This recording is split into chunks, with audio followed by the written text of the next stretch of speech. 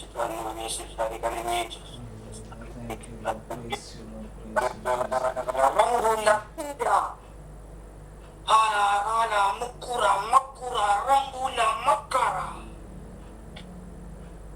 എന്റെ വാചനങ്ങളിൽ എന്റെ ശക്തി ഞാൻ നിങ്ങളിലേക്ക് ഒഴുക്കിയിരിക്കുന്നു. ഈ സൃഷ്ടപ്രപഞ്ചം മുഴുവനും സൃഷ്ടിച്ച ജ്ഞാനം നിങ്ങളിൽ കുടികൊള്ളും. റംബൂല ഈ സൃഷ്ടപ്രപഞ്ചം മുഴുവൻ സൃഷ്ടിച്ച ജ്ഞാനം നിങ്ങളിൽ കുടികൊള്ളും.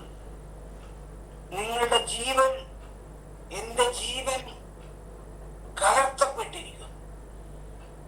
ഒരു ശക്തിക്കും അതിനെ വേർപ്പെടുത്താനോ കഴിയുകയില്ല. ഇത് വിശ്വസിക്കണേ, സ്വീകരിക്കുവേ. ആമേൻ. ഈ പ്രവചനത്തിന്റെ പൂർത്തീകരണമായിട്ട് ഈ ഇടത്ത് കഴുത്തിന്റെ ഇവിടെയുള്ള വേദന കർത്താവ് സൗഖ്യം കൊടുക്കും.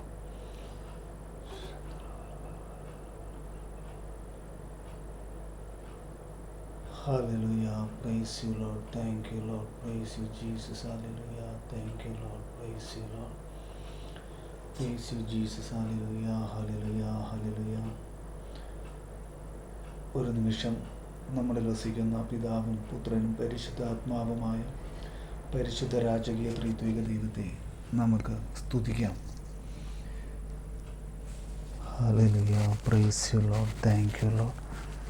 Praise you, Jesus. Hallelujah. Hallelujah. Thank you, Lord. Praise you, Jesus. Hallelujah.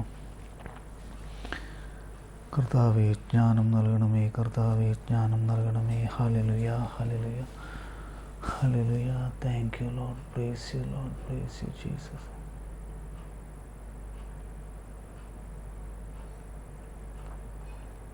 ആമേൻ. ഈശോ മിശിഹായ്ക്ക് സ്തുതിയായിരിക്കട്ടെ. കത്തോലിക്ക സഭയുടെ മതബോധന ഗ്രന്ഥം 2632 ഖണ്ഡികയാണോ? 2632 ഖണ്ഡിക.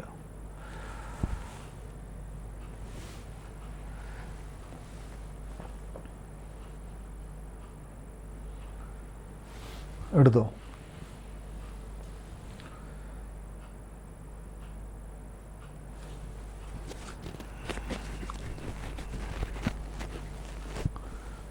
കേൾക്കാൻ പറ്റണല്ലേ ഞാൻ പറഞ്ഞേ?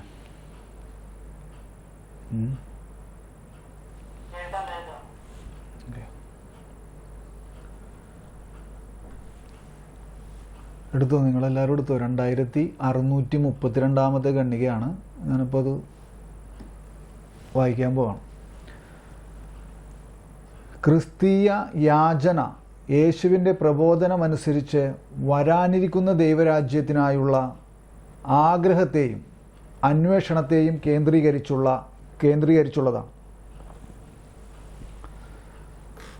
അപ്പോൾ ആദ്യമേ തന്നെ ശ്രദ്ധിക്കണം, എന്തെന്നാണ് ക്രിസ്തീയ യാചന? യേശുവിൻ്റെ പ്രബോധനം അനുസരിച്ച്. എന്താണ് യേശുവിൻ്റെ പ്രബോധനം? ക്രിസ്തീയ യാചന യേശുവിൻ്റെ പ്രബോധനം അനുസരിച്ച്. എന്താണ് യേശുവിൻ്റെ പ്രബോധനം?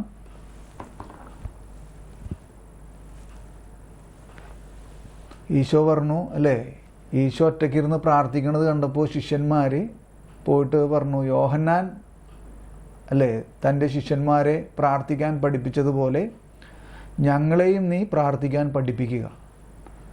അപ്പോൾ ഈശോ പറഞ്ഞു, എന്ത് പറഞ്ഞു? നിങ്ങൾ ഇപ്രകാരം പ്രാർത്ഥിക്കും. എന്തെന്ന് പറഞ്ഞു? നിങ്ങൾ ഇപ്രകാരം പ്രാർത്ഥിക്കുമെന്ന് പറഞ്ഞു അല്ലേ. എന്നിട്ട് അതായത് മത്തായിയുടെ സുവിശേഷം 6-ാം അധ്യായം 9 മുതലുള്ള വചനങ്ങളാണത്. എന്തെന്നാണ്? ഞാനതിവിടെ വായിക്കാം കേട്ടോ. മത്തായിയുടെ സുവിശേഷം 6-ാം അധ്യായം 9 മുതലുള്ള വചനങ്ങൾ എന്തെന്നാണ്? യേശു പഠിപ്പിച്ച പ്രാർത്ഥന. നിങ്ങൾ ഇപ്രകാരം പ്രാർത്ഥിക്കുവിൻ: സ്വർഗസ്ഥനായ ഞങ്ങളുടെ പിതാവേ, അങ്ങയുടെ നാമം പരിശുദ്ധമാക്കപ്പെടണമേ, അങ്ങയുടെ രാജ്യം വരണമേ, അങ്ങയുടെ ഹിതം സ്വർഗത്തിലെ പോലെ ഭൂമിയിലുമാകണമേ, അന്നന്ന് വേണ്ടുന്ന ആഹാരം ഇന്ന് ഞങ്ങൾക്ക് നൽകണമേ, ഞങ്ങളുടെ കടക്കാരോട് ഞങ്ങൾ ക്ഷമിച്ച പോലെ ഞങ്ങളുടെ കടങ്ങൾ ഞങ്ങളോടും ക്ഷമിക്കണമേ. ഞങ്ങളെ പ്രലോഭനത്തിൽ ഉൾപ്പെടുത്തരുതേ, തിന്മയിൽ നിന്നും ഞങ്ങളെ രക്ഷിക്കണമേ. മറ്റുള്ളവരുടെ തെറ്റുകൾ നിങ്ങൾ ക്ഷമിക്കുമെങ്കിൽ സ്വർഗസ്ഥനായ നിങ്ങളുടെ പിതാവ് നിങ്ങളോടും ക്ഷമിക്കും. അപ്പോൾ മനസ്സിലായോ എന്താണ് ഞാൻ പറഞ്ഞു വന്നത്? ഇവിടെ CCCയിൽ എന്താ വായിച്ചത്? ക്രിസ്തീയ യാചന യേശുവിൻ്റെ പ്രബോധനം അനുസരിച്ച്. അപ്പോൾ അവിടെ നിർത്തണേണ് നമ്മൾ. കണ്ടോ എന്താണ് നിർത്തിയത്? ക്രിസ്തീയ യാചന യേശുവിൻ്റെ പ്രബോധനം അനുസരിച്ച്. എന്താണ് യേശുവിൻ്റെ പ്രബോധനം? നിങ്ങൾ ഇപ്രകാരം പ്രാർത്ഥിക്കുവിൻ. എപ്രകാരം? സ്വർഗസ്ഥനായ ഞങ്ങളുടെ പിതാവേ എന്നുള്ളത്. അപ്പോൾ അതാണ് ക്രിസ്തീയ യാചന യേശുവിൻ്റെ പ്രബോധനം അനുസരിച്ച്. മനസ്സിലായോ? അത്രയും ഭാഗത്ത് വന്നപ്പോൾ അതിൻ്റെ ഫുട് നോട്ടിൽ തന്നെ കൊടുത്തിരിക്കുന്നത് ഈ മത്തായിയുടെ സുവിശേഷം 6-ാം അധ്യായം 10-ഉം 33-ഉം വചനങ്ങളാണ്. അപ്പോൾ ഞാൻ വീണ്ടും CCC ആദ്യം തൊട്ട് വായിക്കുന്നതാണ്. ക്രിസ്തീയ യാചന യേശുവിൻ്റെ പ്രബോധനം അനുസരിച്ച് വരാനിരിക്കുന്ന ദൈവരാജ്യത്തിൻ്റെ, കണ്ടോ, വരാനിരിക്കുന്ന ദൈവരാജ്യത്തിൻ്റെ, അതായത് അവൻ്റെ രണ്ടാം വരവ് അല്ലേ, പുനരാഗമനത്തിലൂടെ വരാനിരിക്കുന്ന പുതിയ ആകാശവും പുതിയ ഭൂമിയും. വരാനിരിക്കുന്ന ദൈവരാജ്യം എന്ന് പറയുമ്പോൾ അവൻ്റെ പുനരാഗമനത്തിലൂടെ വരാനിരിക്കുന്ന, നമുക്ക് ലഭിക്കാനിരിക്കുന്ന അല്ലേ, പുതിയ ആകാശവും പുതിയ ഭൂമിയും. അപ്പോൾ ഇത് വിടരുത്. 1042 എടുത്ത് 1042. ഇതിനെ പെട്ടെന്നൊന്ന് മനസ്സിലാക്കാൻ വേണ്ടി ഞാനത് അവിടെ ഓടിച്ചു വായിക്കാൻ പോവാണ്. 1042 ഇത് വിടരുത്. ഇപ്പം ഇവിടുത്തെ നമ്മൾ ഈ 2632 വിടരുത്. 1042 ഒന്ന് വേഗം ഒന്ന് ഇങ്ങനെ ഓടിച്ച് ഞാൻ വായിക്കാം.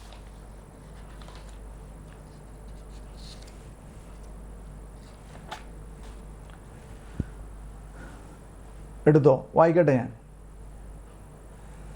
പുതിയ ആകാശവും പുതിയ ഭൂമിയും. ഉണ്ടോ? പുതിയ ആകാശവും പുതിയ ഭൂമിയെയും കുറിച്ചുള്ള പ്രത്യാശ. ഇതാണ് വരാനിരിക്കുന്ന ദൈവരാജ്യം. അത് യേശുവിൻ്റെ രണ്ടാം വരവിലൂടെയാണത് അതിലേക്ക് പ്രവേശിക്കുന്നത്, അല്ലെങ്കിൽ അത് സാധ്യമാകുന്നത്. അപ്പോൾ സമയത്തിൻ്റെ 1042 ഖണ്ഡികയാണ്. സമയത്തിൻ്റെ പരിസമാപ്തിയിൽ ദൈവരാജ്യം അതിൻ്റെ പൂർണ്ണതയിലെത്തും. അത് സമയത്തിൻ്റെ പരിസമാപ്തിയിൽ. ഇപ്പം നമ്മൾ പറഞ്ഞ വാക്കുകൾ തന്നെയാണ്. അവൻ്റെ പുനരാഗമനത്തിലൂടെയാണ് ആ സമയത്തിൻ്റെ പരിസമാപ്തി. ദൈവരാജ്യം അതിൻ്റെ പൂർണ്ണതയിലെത്തും.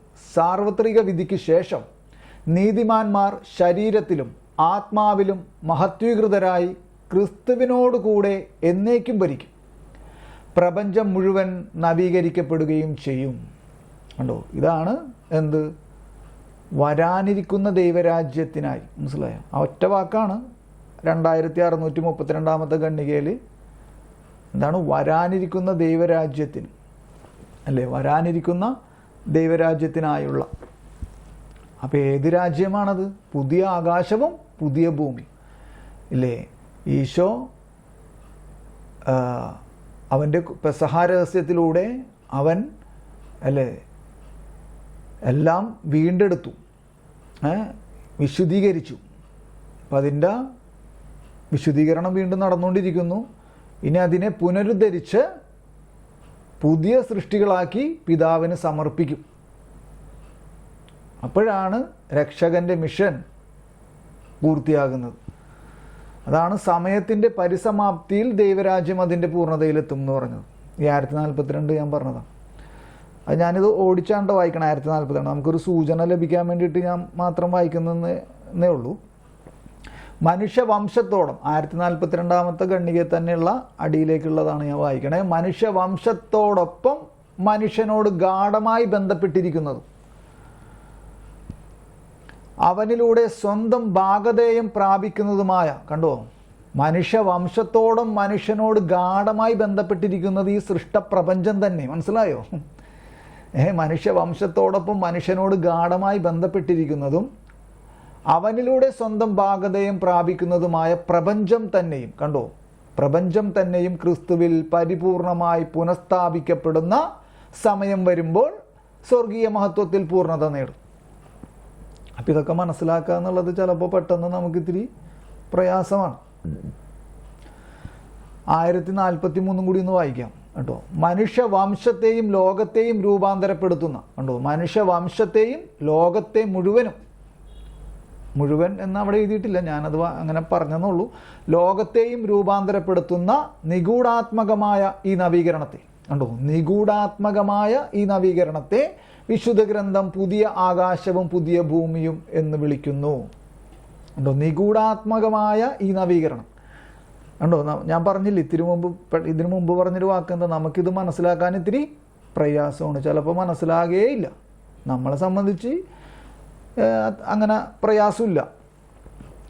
പക്ഷെ മറ്റു ചില ആൾക്കാരെ സംബന്ധിച്ച് ഇത് പ്രയാസമാണ്. ചില ആൾക്കാർക്ക് അത് മനസ്സിലാക്കാനേ പറ്റില്ല. കണ്ടോ, എന്താ കാര്യം എന്താണ്? നിഗൂഢാത്മകമായ ഈ നവീകരണം, നിഗൂഢാത്മകമാണ് ഈ നവീകരണം. എന്ത്? ഈ സൃഷ്ടപ്രപഞ്ചത്തെ മുഴുവൻ അവൻ വിശുദ്ധീകരിച്ചു കൊണ്ടിരിക്കുന്നു. അങ്ങനെ പുനഃപ്രതിഷ്ഠിച്ച് പുതിയ സൃഷ്ടികളാക്കി പിതാവിന് സമർപ്പിക്കുന്നത് വരെ ആ നവീകരണത്തെ നമുക്ക് മനസ്സിലാവില്ല. മനസ്സിലാവുന്നുണ്ട്? ഇപ്പം നിഗൂഢാത്മകമായി ഈ നവീകരണത്തെ വിശുദ്ധ ഗ്രന്ഥം പുതിയ ആകാശവും പുതിയ ഭൂമിയും എന്ന് വിളിക്കുന്നു. സ്വർഗത്തിലും ഭൂമിയിലുമുള്ള എല്ലാ വസ്തുക്കളും, കണ്ടോ, നമ്മൾ കഴിഞ്ഞ പ്രാവശ്യമൊക്കെ നേരത്തെ പറഞ്ഞതായിരുന്നു, സൃഷ്ടപ്രപഞ്ചം മുഴുവൻ ഉണ്ണിയേശുവിൽ അടങ്ങിയിരിക്കുന്നു എന്നൊക്കെ പറഞ്ഞു. സ്വർഗത്തിലും ഭൂമിയിലുമുള്ള എല്ലാ വസ്തുക്കളും ക്രിസ്തുവിൽ പുനഃപ്രതിഷ്ഠിക്കാനുള്ള ദൈവത്തിൻ്റെ പദ്ധതിയുടെ സുനിശ്ചിതമായ സാക്ഷാത്കാരമായിരിക്കും അത്. അപ്പം അത് ഞാനിപ്പോൾ ഇതിങ്ങനെ ഓടിച്ചു വായിച്ചതാണ് 1042 1043. അപ്പം അത് വരാനിരിക്കുന്ന ദൈവരാജ്യത്തിനായുള്ള, ഇനി 2632 തന്നെ നമ്മൾ പോവാണ്. CCC 2632 തന്നെ നമ്മൾ തിരിച്ചു വരികയാണ്. അപ്പം ഞാൻ ആദ്യം മുതൽ ഒന്നും കൂടി വായിക്കാനാണ്. ക്രിസ്തീയ യാചന യേശുവിൻ്റെ പ്രബോധനം അനുസരിച്ച്, എന്താണ് യേശുവിൻ്റെ പ്രബോധനം എന്ന് മനസ്സിലായില്ലേ? നിങ്ങൾ ഇപ്രകാരം പ്രാർത്ഥിക്കുവിൻ, അല്ലേ, സ്വർഗസ്ഥനായ ഞങ്ങളുടെ പിതാവേ എന്ന പ്രാർത്ഥന. എന്നിട്ട് അവൻ ശിഷ്യന്മാരെ, അപ്പസ്തോലന്മാരെ പഠിപ്പിക്കുകയാണ്. അപ്പോൾ ക്രിസ്തീയ യാചന യേശുവിൻ്റെ പ്രബോധനം അനുസരിച്ച് വരാനിരിക്കുന്ന ദൈവരാജ്യത്തിനായുള്ള ആഗ്രഹത്തെയും അന്വേഷണത്തെയും കേന്ദ്രീകരിച്ചുള്ളതാണ്. അപ്പോൾ തീർച്ചയായും സ്വർഗസ്ഥനായ ഞങ്ങളുടെ പിതാവേ എന്ന പ്രാർത്ഥനയിൽ ഈ ആഗ്രഹവും, അതായത് വരാനിരിക്കുന്ന ദൈവരാജ്യത്തെ കുറിച്ചുള്ള ആഗ്രഹവും അന്വേഷണവും നടക്കുന്നുണ്ട്, അല്ലേ? ആഗ്രഹവും അന്വേഷണമൊക്കെ സംഭവിക്കുന്നുണ്ട്. പക്ഷെ അതിൻ്റെ വിശാലമായ പ്രാർത്ഥനയുടെ അവസ്ഥയിലേക്ക് കടക്കുന്നത് എപ്പോഴാണ്? ഞാൻ പറഞ്ഞത് മനസ്സിലായോ? സ്വർഗസ്ഥനായ ഞങ്ങളുടെ പിതാവേ എന്ന പ്രാർത്ഥനയിൽ എന്ത് സംഭവിക്കുന്നുണ്ട്? ഈ ആഗ്രഹവും ഈ അന്വേഷണവും എല്ലാം സംഭവിക്കുന്നുണ്ട്. പക്ഷെ അതിൻ്റെ പരിപൂർണത, അല്ലെങ്കിൽ അതിൻ്റെ വിശാലമായ ആ പ്രാർത്ഥനയുടെ അർത്ഥതലങ്ങളിലേക്ക് ആ അനുഭവത്തിലേക്ക് കടക്കുന്നത് എപ്പോഴാണ്, അല്ലെങ്കിൽ എങ്ങനെയാണ്? അത് പറയാൻ പറ്റുമോ? അത് മനസ്സിലായിട്ടുണ്ടോ? ആർക്കും പറയാൻ പറ്റില്ല. അത് വിശുദ്ധ കുർബാന എന്ന കൂദാശയിലൂടെയാണ്, ലിറ്റർജിയിലൂടെയാണ്, ആരാധനക്രമത്തിലൂടെയാണ്. മനസ്സിലായോ?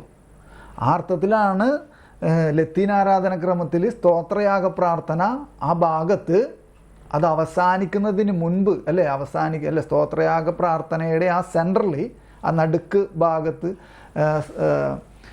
യേശുവിൻ്റെ തിരുശരീരവും തിരുരക്തവും എടുത്ത് വാഴ്ത്തി, വിഭജിച്ച് തൻ്റെ ശരീരവും രക്തവും ആവുന്നു എന്നൊക്കെ പറഞ്ഞതിന് ശേഷം വൈദികൻ ഇപ്രകാരം പ്രാർത്ഥിക്കുന്നുണ്ട്: വിശ്വാസത്തിൻ്റെ രഹസ്യമെന്ന് ഉദ്ഘോഷിക്കും. അങ്ങനൊരു പ്രാർത്ഥന പുരോഹിതൻ പ്രാർത്ഥിക്കുമ്പോൾ അതിൻ്റെ പ്രത്യുത്തരം എന്നുള്ള നിലയ്ക്ക് വിശ്വാസി സമൂഹം എന്ത് പറയും? എന്തെന്നാ ഉദ്ഘോഷിക്കണേ? വിശ്വാസത്തിൻ്റെ രഹസ്യം എന്ന് പറയുമ്പോൾ വിശ്വാസി സമൂഹം പറയും, എന്താണ് പറയണേ? കർത്താവെ, അങ്ങ് വീണ്ടും വരുന്നത് വരെ, കണ്ടോ, അങ്ങ് വീണ്ടും വരുന്നത് വരെ അങ്ങേ മരണം ഞങ്ങൾ പ്രഖ്യാപിക്കുന്നു, അങ്ങേ ഉയിർപ്പ് ഞങ്ങൾ ഏറ്റുപറയുന്നു.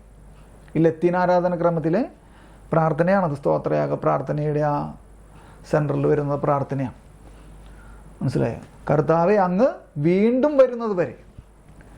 ആ അർത്ഥത്തിലാണ് ഇങ്ങനൊരു പ്രാർത്ഥന കൂടി ഉള്ളത്. എന്തെന്നാണ്? കർത്താവായ യേശുവേ നീ വേഗം വരിക, അല്ലേ? മാറാനാത്ത എന്ന് സഭ തന്നെയും പ്രാർത്ഥിച്ചുകൊണ്ടിരിക്കുകയാണ്. എന്തെന്നാണ്? മാറാനാത്ത, കർത്താവായ യേശുവേ നീ വേഗം വരണമേ എന്നുള്ളത്. അപ്പോൾ വിശുദ്ധ കുർബാന എന്ന കൂദാശയെ സംബന്ധിച്ച് യേശു ക്രിസ്തു എന്തു പറയും? എന്താ പറയുക? മാറനത്ത, അല്ലേ? മാറനത്ത, അതായത് എന്താണ്? ഞാൻ വന്നു കഴിഞ്ഞല്ലോ. മനസ്സിലായോ? ഞാൻ വന്നു കഴിഞ്ഞല്ലോ.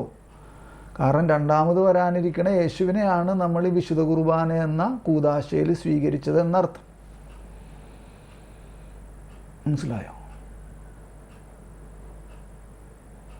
അപ്പം അതാണ് വരാനിരിക്കുന്ന ദൈവരാജ്യത്തിനായുള്ള ആഗ്രഹവും അന്വേഷണവും. അത് സ്വർഗസ്ഥനായ ഞങ്ങളുടെ പിതാവേ എന്ന പ്രാർത്ഥനയിൽ അത് സംഭവിക്കുന്നുണ്ട്. പക്ഷെ അതിൻ്റെ പരിപൂർണതയിലേക്ക്, ആ പ്രാർത്ഥനയുടെ അർത്ഥതലങ്ങളിലേക്ക്, അല്ലേ, എന്താ പറയണ, അതിനെ വാക്ക് എനിക്ക് കിട്ടുന്നില്ല, അതിൻ്റെ ആ അപരിമേയമായ അവസ്ഥയിലേക്ക് എന്നൊക്കെ പറഞ്ഞാൽ, അല്ലേ, ആ ഒരു പ്രാർത്ഥനയുടെ ആ ആഴങ്ങളിലേക്ക് നമ്മൾ പോകുമ്പോൾ എന്താണ്, അപ്പോഴാണ് ആഗ്രഹവും അന്വേഷണത്തിൻ്റെയും പൂർത്തീകരണം എവിടെയാണ് സംഭവിക്കണത്? ലിറ്റർജിയിൽ, ആരാധനക്രമത്തിൽ, അല്ലേ, വിശുദ്ധ കുർബാന എന്ന കൂദാശയിൽ. മനസ്സിലായോ ഞാൻ പറഞ്ഞേ? അതാണ് ക്രിസ്തീയ യാചന യേശുവിൻ്റെ പ്രബോധനം അനുസരിച്ച് വരാനിരിക്കുന്ന ദൈവരാജ്യത്തിനായുള്ള ആഗ്രഹത്തെയും അന്വേഷണത്തെയും കേന്ദ്രീകരിച്ചുള്ളതാണ്. എന്നിട്ട് 107 എന്നുള്ള ആ നമ്പർ കണ്ടോ നിങ്ങൾ? അതിൽ എഴുതിയിരിക്കുകയാണ് ഫുട് നോട്ടിൽ, ക്ലാരിഫിക്കേഷൻ. മത്തായി 6-ാം അധ്യായം 10-ാമത്തെ വചനവും 33-ാമത്തെ വചനവും.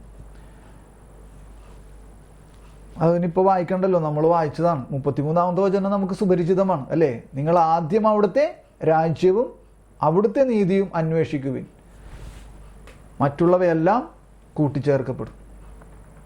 മനസ്സിലായി? അപ്പം ഇനി താഴത്തേക്ക് പോകാനുണ്ടോ? കേന്ദ്രീകരിച്ചുള്ളതാണ്. എന്നിട്ട് അടുത്ത സെൻറ്റൻസ് ആണ്, ഈ യാചനകളിൽ ഒരു മുൻഗണനാ ക്രമമുണ്ട്. കണ്ടോ? ഈ യാചനകളിൽ ഒരു മുൻഗണനാ ക്രമം. അപ്പോൾ ഒരു സെക്കൻഡ് വീണ്ടും നമ്മളിവിടെ കൈവെക്ക്, ഇത് വിടരുത്, ഈ ഗണ്ണിക വിടരുത്. 2759 എടുത്ത്, 2759, 2759. അതായത് ഫ്രണ്ടിലേക്ക് പോകണം നമ്മൾ. ഇപ്പോൾ CCCയുടെ ഈ 2632 വിടരുത്, അതവിടെ അടയാളം വെക്കുക. എന്നിട്ട് 2759 പോട്ടെ.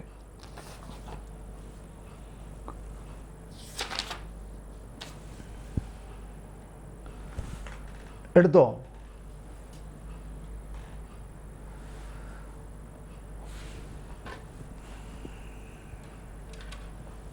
വായിക്കട്ടെ. അപ്പോൾ അവിടെ സ്വർഗസ്ഥനായ ഞങ്ങളുടെ പിതാവേ എന്ന പ്രാർത്ഥനയെക്കുറിച്ചുള്ള വ്യാഖ്യാനം, അതിനെക്കുറിച്ചുള്ള വ്യാഖ്യാനങ്ങളാണ് കത്തോലിക്ക സഭയുടെ മതബോധന ഗ്രന്ഥത്തിൽ. അപ്പോൾ ഇവിടെ സ്വർഗസ്ഥനായ ഞങ്ങളുടെ പിതാവേ എന്ന പ്രാർത്ഥനയെക്കുറിച്ച് 104 അല്ലെ 106 ഗണ്ണികകളാണ് പറഞ്ഞിരിക്കുന്നത്. അങ്ങനെ പറഞ്ഞാണ് ഈ CCC കത്തോലിക്ക സഭയുടെ മതബോധന ഗ്രന്ഥം അവസാനിക്കുന്നത്. എത്ര ഗണ്ണികകളുണ്ടെന്നറിയോ? 106 ഗണ്ണികകളുണ്ട് ഈ സ്വർഗസ്ഥനായ ഞങ്ങളുടെ പിതാവേ എന്ന പ്രാർത്ഥനയെക്കുറിച്ചുള്ള വ്യാഖ്യാനം, അല്ലെങ്കിൽ അതിനെക്കുറിച്ച് സഭ നമ്മളെ പഠിപ്പിക്കുന്നത് 106 ഗണ്ണികകളാണ്. മനസ്സിലായി? ഈ 2759 മുതൽ 106 അവിടെ മുതൽ ഫ്രണ്ടിലേക്ക് മുമ്പിലേക്ക് പോകുമ്പോൾ. അപ്പോൾ ഇതിൻ്റെ സ്വർഗസ്ഥനായ ഞങ്ങളുടെ പിതാവേ എന്ന പ്രാർത്ഥന അത് കോമണാണ്, അല്ലേ? ശ്രദ്ധിക്കണം കേട്ടോ, അത് കോമൺ, അത് പൊതുവായിട്ടുള്ളത്. സ്വർഗസ്ഥനായ ഞങ്ങളുടെ പിതാവേ. എന്നിട്ട് പിന്നെ 3 കാര്യങ്ങളാണ്: അങ്ങയുടെ നാമം പൂജിതമാകണമേ, അങ്ങയുടെ രാജ്യം വരണമേ, അങ്ങയുടെ തിരുമനസ് സ്വർഗത്തിലെ പോലെ ഭൂമിയിലുമാകണമേ. അപ്പം 3 കാര്യങ്ങൾ എന്താണ്? അങ്ങയുടെ, അങ്ങയുടെ, അങ്ങയുടെ. അതായത് ദൈവത്തിൻ്റെ, മനസ്സിലായോ? ദൈവത്തെ മനസ്സിലായോ? അങ്ങയുടെ, അങ്ങയുടെ, അങ്ങയുടെ, ദൈവത്തിൻ്റെ, ദൈവത്തിൻ്റെ, ദൈവത്തിൻ്റെ. മനസ്സിലായോ? 3 കാര്യങ്ങൾ. ഇനി അടുത്ത 3 കാര്യങ്ങൾ എന്താണ്? അടുത്ത 3 കാര്യങ്ങൾ എന്താണ്? ഞങ്ങളുടെ കടക്കാരോട് ഞങ്ങളും ഞങ്ങൾ ക്ഷമിക്കുന്നത് പോലെ ഞങ്ങളുടെ കടങ്ങൾ ഞങ്ങളോട് ക്ഷമിക്കണമേ. ഞങ്ങളെ പ്രലോഭനത്തിൽ ഉൾപ്പെടുത്തരുത്, ദുഷ്ടനിൽ നിന്ന് ഞങ്ങളെ രക്ഷിക്കണമേ. അപ്പം ഞങ്ങളുടെ 3 പ്രാവശ്യം. മനസ്സിലായോ? മറ്റു 3 പ്രാർത്ഥനകൾ ഞങ്ങളുടെ. ഇതിൻ്റെ ഇടയിൽ ഇപ്പം ശ്രദ്ധിക്കണ്ടോ നിങ്ങൾ? ഞാൻ പറഞ്ഞ മനസ്സിലായോ? സ്വർഗസ്ഥനായ ഞങ്ങളുടെ പിതാവേ എന്നുള്ളത് ഒരു കോമൺ ഇതാണ്.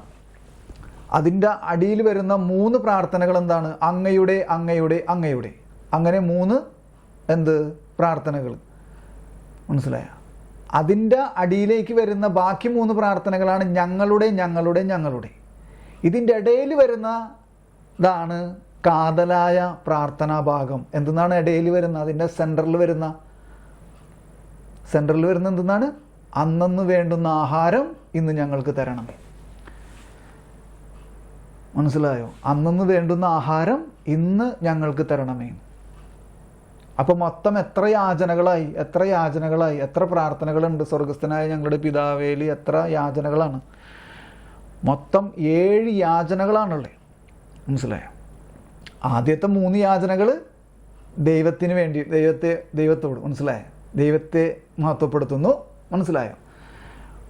ബാക്കി താഴത്തേക്ക് വരുന്ന 3 പ്രാർത്ഥനാ ഭാഗങ്ങൾ മനുഷ്യരുടെ ആവശ്യങ്ങൾ. മനസ്സിലായോ? നമ്മുടെ ആവശ്യങ്ങൾക്ക് വേണ്ടി.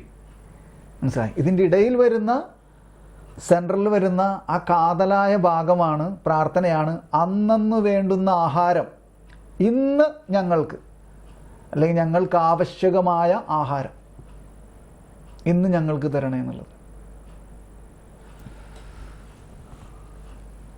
അപ്പോൾ അതവിടെ നിൽക്കട്ടെ. നമുക്ക് 2600 ഇത് വലിയൊരു വിഷയമാണ് ഈ സ്വർഗസ്ഥനായ ഞങ്ങളുടെ പിതാവേ എന്നുള്ളത്.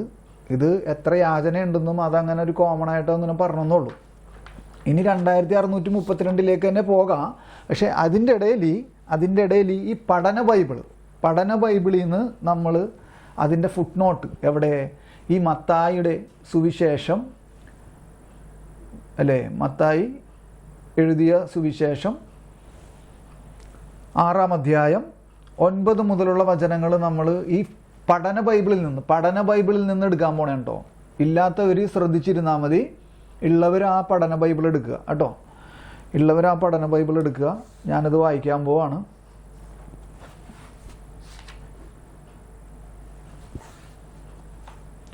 വായിക്കട്ടെ? എടുത്തോ നിങ്ങൾ? അതിൻ്റെ ഫുട് നോട്ടിൽ കേട്ടോ. 6-ാം അധ്യായത്തിൽ 9 മുതലുള്ള വചനങ്ങൾ അതിൻ്റെ ഫുട് നോട്ടിൽ കേട്ടോ. കർത്തൃ പ്രാർത്ഥന ഞാൻ വായിക്കാൻ പോണേ. ഒരു മാതൃകാ പ്രാർത്ഥനയാണിത്. മത്തായിലും ലൂക്കായിലും കാണുന്ന പ്രാർത്ഥനയിൽ ഏതാനും ചില വ്യത്യാസങ്ങളുണ്ട്. ലൂക്കായിൽ പിതാവേ എന്ന് മാത്രമാണ് അഭിസംബോധന. ദൈവഹിതം ഭൂമിയിൽ നിറവേറ്റപ്പെടാനുള്ള പ്രാർത്ഥനയില്ല. അപ്പോൾ ലൂക്കായിലും മത്തായിലും ഈ പ്രാർത്ഥന ചെറിയ വ്യത്യസ്തമായിട്ടാണ് വന്നിരിക്കുന്നത്. അപ്പോൾ അതിൽ എന്തൊക്കെ ഇല്ല എന്നൊക്കെ ഉള്ളത് അവിടെ എഴുതിയിട്ടുണ്ട്, എന്തൊക്കെ ഉണ്ട് എന്നുള്ളത് അവിടെ എഴുതിയിട്ടുണ്ട്. മനസ്സിലായി?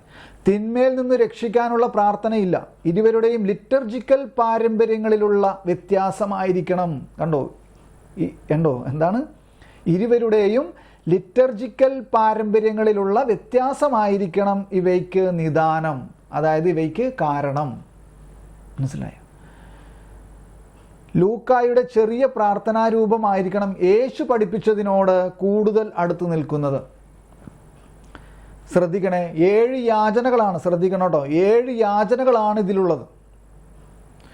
ഈ പ്രാർത്ഥനയ്ക്ക് 2 ഭാഗങ്ങളുണ്ട്. എന്തൊക്കെയാണ് 2 ഭാഗങ്ങൾ? ആദ്യ ഭാഗം ദൈവത്തെ മഹത്വപ്പെടുത്തുന്നു. അതാണ് അങ്ങയുടെ അല്ലേ, സ്വർഗസ്ഥനായ ഞങ്ങളുടെ പിതാവേ എന്ന് കഴിഞ്ഞിട്ടുള്ളത്. പിന്നെ വരുന്ന 3 ആദ്യത്തെ ഭാഗം എന്താണ്?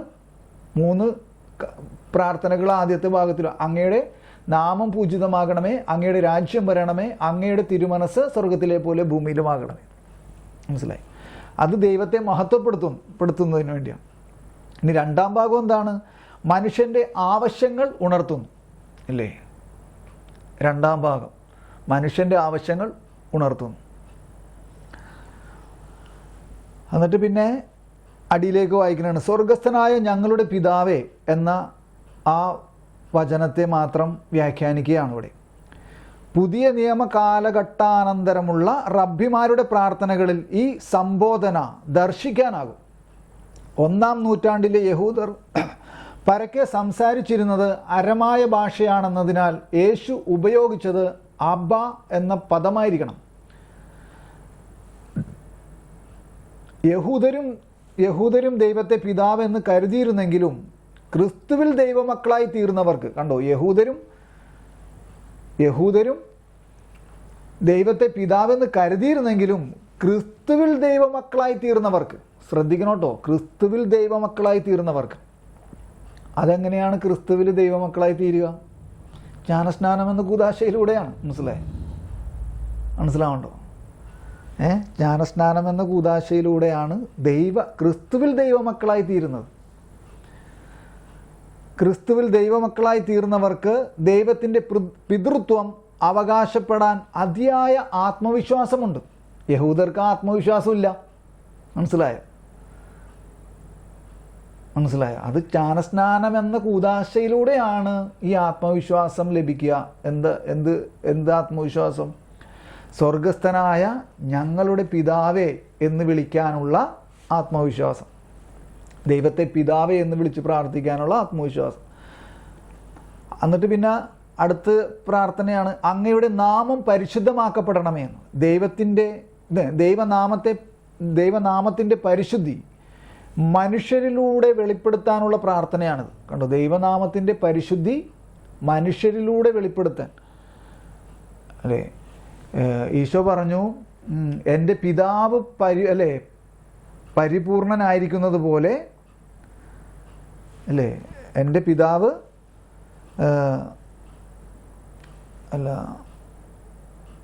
എൻ്റെ പിതാവ് പരിശുദ്ധനായിരിക്കുന്നത് പോലെ, അല്ലേ,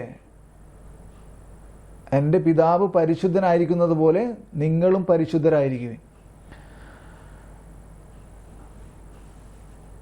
ദൈവനാമത്തിൻ്റെ പരിശുദ്ധി മനുഷ്യരിലൂടെ വെളിപ്പെടുത്താനുള്ള പ്രാർത്ഥനയാണിത്.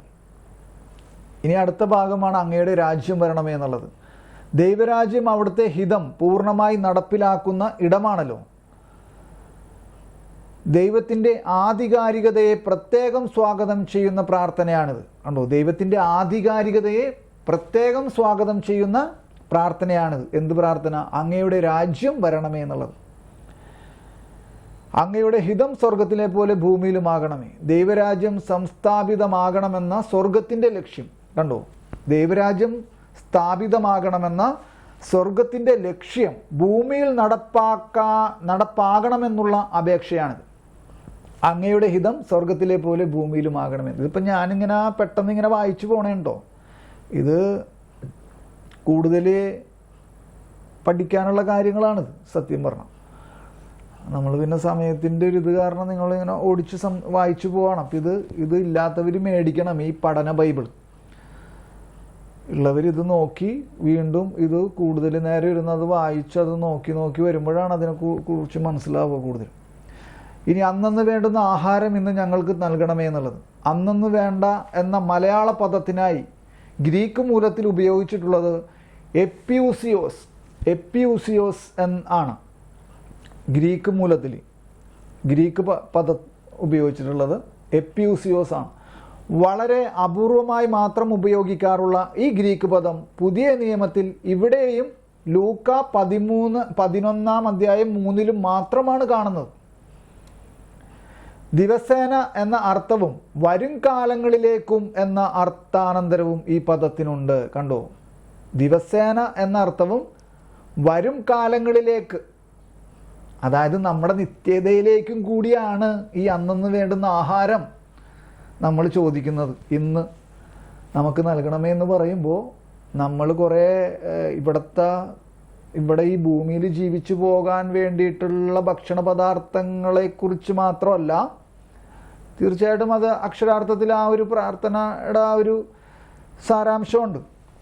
പക്ഷെ അത് മാത്രമല്ല, അതിനേക്കാൾ ഉപരി നിത്യതയിലേക്ക് ഉള്ള നമ്മുടെ ജീവിതത്തിന് വേണ്ടിയിട്ടുള്ള ആഹാരത്തെ കൂടി, ആത്മീയ ഭോജനത്തിനും കൂടി വേണ്ടിയിട്ടുള്ള പ്രാർത്ഥനയാണിത്, അന്നന്ന് വേണ്ടുന്ന ആഹാരം എന്നുള്ളത്.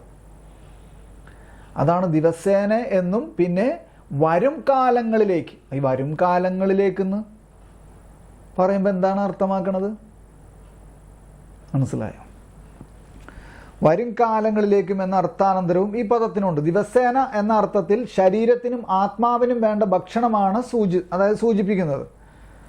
പല സഭാപിതാക്കന്മാരും ഈ അപ്പത്തെ പല സഭാപിതാക്കന്മാരും ഈ അപ്പത്തെ ദിവ്യകാരുണ്യമായി കണക്കാക്കുന്നു. പല സഭാപിതാക്കന്മാരും ഈ അപ്പത്തെ ദിവ്യകാരുണ്യമായി കണക്കാക്കുന്നു. എന്നാൽ പ്രാർത്ഥനയിലുടനീളമുള്ള യുഗാന്ത്യപരമായ ധ്വനി എന്നാൽ പ്രാർത്ഥനയിലുടനീളമുള്ള യുഗാന്ത്യപരമായ ധ്വനി കണക്കിലെടുക്കുമ്പോൾ പഴയ നിയമത്തിലും പുതിയ നിയമത്തിലും വിരുന്നിനോട് ഉപമിച്ചിരിക്കുന്ന ദൈവരാജ്യത്തിൻ്റെ ദ്രുതഗതിയിലുള്ള ഇന്ന് വരവിനായുള്ള പ്രാർത്ഥനയാണിത്. അതായത് അല്ലേ, ഇതാണ് ഞാൻ പറഞ്ഞ മാറാനാത്ത, കർത്താവായ യേശുവേ അങ്ങ് വേഗം വരണമേ എന്നുള്ള പ്രാർത്ഥന. സഭ പ്രാർത്ഥിച്ചുകൊണ്ടിരിക്കുന്ന പ്രാർത്ഥനയാണത്, നിരന്തരം. ഞങ്ങളുടെ കടങ്ങൾ ക്ഷമിക്കണമേ എന്നുള്ള ആ പ്രാർത്ഥനയെ പിന്നെ വ്യാഖ്യാനിക്കുകയാണ്. കടങ്ങൾ, അതായത് ഒഫൈലെ മത്ത എന്ന പദം ആലങ്കാരികമായി പാപങ്ങളെ സൂചിപ്പിക്കാനാണ് ഉപയോഗിച്ചിട്ടുള്ളത്. ലൂക്കായുടെ സുവിശേഷം പാപങ്ങൾ, അതായത് ഹമർത്തിയാസ് എന്ന് വ്യക്തമായി പറയുന്നു. മാത്രമല്ല ലൂക്കായിലെ കടക്കാർ എന്നതിൻ്റെയും മത്തായിലെ കടങ്ങൾ എന്നതിൻ്റെയും, ശ്രദ്ധിക്കണോട്ടോ, ലൂക്കായിലെ കടക്കാർ എന്നതിൻ്റെയും മത്തായിലെ കടങ്ങൾ എന്നതിൻ്റെയും മൂലരൂപം ഒന്ന് തന്നെയാണ്. വൈരുദ്ധ്യമില്ല. ലൂക്കായിൽ എന്ത് പറഞ്ഞു? കടക്കാർ എന്ന് പറഞ്ഞു. മത്തായിൽ എന്ത് പറയണു? കടങ്ങൾ എന്ന് പറയുന്നു. അപ്പം ഇത് രണ്ടും തമ്മിൽ എന്തില്ല? വൈരുദ്ധ്യമില്ല. പരസ്പര പൂരകമാണ്, പരസ്പര വിരുദ്ധങ്ങളല്ല. മൂലരൂപം ഒന്ന് തന്നെയാണ്. അന്ത്യവിധി നാളിൽ പാപങ്ങൾ ക്ഷമിക്കാനുള്ള ഒരു അഭ്യർത്ഥനയായി ഇതിനെ കാണാം. അന്ത്യവിധി നാളിൽ പാപങ്ങൾ ക്ഷമിക്കാനുള്ള ഒരു അഭ്യർത്ഥനയായി ഇതിനെ കാണാം. ഇനി പ്രലോഭനത്തിൽ ഉൾപ്പെടുത്തരുത് എന്നുള്ള പ്രാർത്ഥന. അനുദിന പ്രലോഭനങ്ങളെ ജയിക്കാൻ ദൈവത്തിൻ്റെ ദാനമായ ശക്തിക്ക് വേണ്ടിയുള്ള പ്രാർത്ഥന. അന്ത്യനാളുകളിലെ പരീക്ഷകളിൽ ഉൾപ്പെടുത്തരുതേ എന്ന അപേക്ഷയും ഇതിലുണ്ട്. അത്തരം പരീക്ഷകളെക്കുറിച്ച് അപ്പോകാലിപ്റ്റിക്സ് ശൈലിയിലുള്ള യഹൂദ രചനകളിൽ പരാമർശമുണ്ട്. പിന്നെ തിന്മയിൽ നിന്ന്, ഗ്രീക്ക് മൂലപദം ദുഷ്ടനിൽ നിന്നും എന്നും തർജ്ജമ ചെയ്യാം. എന്തുകൊണ്ടെന്നാൽ രാജ്യവും ശക്തിയും മഹത്വവും എന്നേക്കും അങ്ങയുടേതാകുന്നു. ആമേൻ. അപ്പോൾ ഇത് വായിച്ചപ്പോൾ ചിലപ്പോൾ ഒരു പക്ഷേ ഇത്തിരി ബോറടി തോന്നിയിട്ടുണ്ടാവും. പക്ഷേ ഇത് വായിക്കാതെ പോകാൻ പറ്റില്ല, മനസ്സിലായോ? ഇത് വായിക്കാതെ പോകാൻ സാധിക്കില്ലായിരുന്നു. അതുകൊണ്ട് ഞാൻ അങ്ങനെ ഓടിച്ച് വായിച്ചതാണ്, മനസ്സിലായോ? അപ്പോൾ എന്തെന്നാണ് പറഞ്ഞു വന്നത്? സ്വർഗസ്ഥനായ ഞങ്ങളുടെ പിതാവേ എന്ന പ്രാർത്ഥനയെക്കുറിച്ചാണ് ഈ 2632 ഖണ്ഡികയിൽ കൂടുതൽ പരാമർശിക്കുന്നത്. അല്ലെങ്കിൽ ആ പ്രാർത്ഥനയാണ് ഈ ഖണ്ഡികയുടെ കാതലായ ഭാഗം. അപ്പം ഞാനതൊന്നും കൂടി വായിക്കട്ടെ. CCCയിൽ 2632 ആ ഖണ്ഡികയെ ഒന്നും കൂടി വായിക്കട്ടെ. ക്രിസ്തീയ യാചന യേശുവിൻ്റെ പ്രബോധനമനുസരിച്ച് വരാനിരിക്കുന്ന ദൈവരാജ്യത്തിനായുള്ള ആഗ്രഹത്തെയും അന്വേഷണത്തെയും കേന്ദ്രീകരിച്ചുള്ളതാണ്. ഈ യാചനകളിൽ ഒരു മുൻഗണനാക്രമമുണ്ട്, ഇല്ലേ? അത് മനസ്സിലായല്ലോ, മുൻഗണനാക്രമം എന്താണെന്നുള്ളത്. മുൻഗണനാക്രമമുണ്ട്. ആദ്യം ദൈവരാജ്യത്തിന് വേണ്ടിയും പിന്നെ അതിന് സ്വാഗതം ചെയ്യാനും ആവശ്യമായവയ്ക്ക് വേണ്ടിയും തുടർന്ന് അതിൻ്റെ ആഗമനവുമായി സഹകരിക്കാൻ വേണ്ടിയും. ആദ്യം ദൈവരാജ്യത്തിന് വേണ്ടിയും, അതാണ് സ്വർഗസ്ഥനായ ഞങ്ങളുടെ പിതാവേ എന്നുള്ള കോമൺ പ്രാർത്ഥനയ്ക്ക് ശേഷം പിന്നെ വരുന്നത് എന്താണ്? അങ്ങയുടെ നാമം പൂജിതമാകണമേ, അങ്ങയുടെ രാജ്യം വരണമേ, അങ്ങയുടെ തിരുമനസ്സ് സ്വർഗത്തിലെ പോലെ ഭൂമിയിലുമാകണമേ. ആദ്യം ദൈവരാജ്യത്തിന് വേണ്ടിയും പിന്നെ അതിനെ സ്വാഗതം ചെയ്യാൻ അങ്ങയുടെ തിരുമനസ്സ് സ്വർഗത്തിലെ പോലെ ഭൂമിയിലുമാകണം. പിന്നെ അത് കഴിഞ്ഞിട്ട് എന്താണ്? ഞങ്ങൾക്കാവശ്യകമായ ആഹാരം. ഞങ്ങൾക്കെന്ന് അവിടെ എഴുതിയിട്ടില്ല, ആവശ്യകമായവയ്ക്ക് വേണ്ടി, ഞങ്ങൾക്കാവശ്യകമായ ആഹാരത്തിന് വേണ്ടിയും എന്ന് പറയുമ്പോൾ ഈ ഭൂമിയിൽ നമുക്ക് ലഭിക്കുന്ന ശരീരത്തിന് വേണ്ടുന്ന ഭക്ഷണ പദാർത്ഥങ്ങൾ മാത്രമല്ല, അതിനേക്കാൾ ഉപരിയായി ആത്മാവിൻ്റെ ഭക്ഷണത്തിന് വേണ്ടി കൂടിയാണ്, വരാനിരിക്കുന്ന നിത്യതയിലേക്കുള്ള ജീവിതത്തിലേക്ക് നമ്മൾ കടക്കുമ്പോൾ നമുക്ക് വേണ്ടുന്ന ഭക്ഷണത്തെക്കുറിച്ചും കൂടിയാണ് ഈ പ്രാർത്ഥന എന്ന്. അന്നന്ന് വേണ്ടുന്ന ആഹാരം, ആവശ്യകമായവയ്ക്ക് വേണ്ടി. തുടർന്ന് അതിൻ്റെ ആഗമനവുമായി സഹകരിക്കാൻ വേണ്ടി. എന്താഗമനം? അതാണ് യേശുക്രിസ്തുവിൻ്റെ പുനരാഗമനം, അവൻ്റെ രണ്ടാം വരവ്. അതിൻ്റെ ആഗമനവുമായി സഹകരിക്കാൻ വേണ്ടിയും ക്രിസ്തുവിൻ്റെയും പരിശുദ്ധാത്മാവിൻ്റെയും ദൗത്യത്തോടുള്ള, ക്രിസ്തുവിൻ്റെയും പരിശുദ്ധാത്മാവിൻ്റെയും ദൗത്യം എന്താണെന്നറിയോ നിങ്ങൾക്ക്? ഒറ്റ വാക്കിൽ പറയാമോ? ക്രിസ്തുവിൻ്റെയും പരിശുദ്ധാത്മാവിൻ്റെയും ദൗത്യം. ഇപ്പോൾ പെട്ടെന്ന് പറയാൻ പോണത് ഞാൻ പറയണില്ല, അത് നിങ്ങൾ പറഞ്ഞ പെട്ടെന്ന് ചിലപ്പോൾ ഉത്തരം പറയാൻ പോണത് ഒരു കോമൺ ഉത്തരം വരും.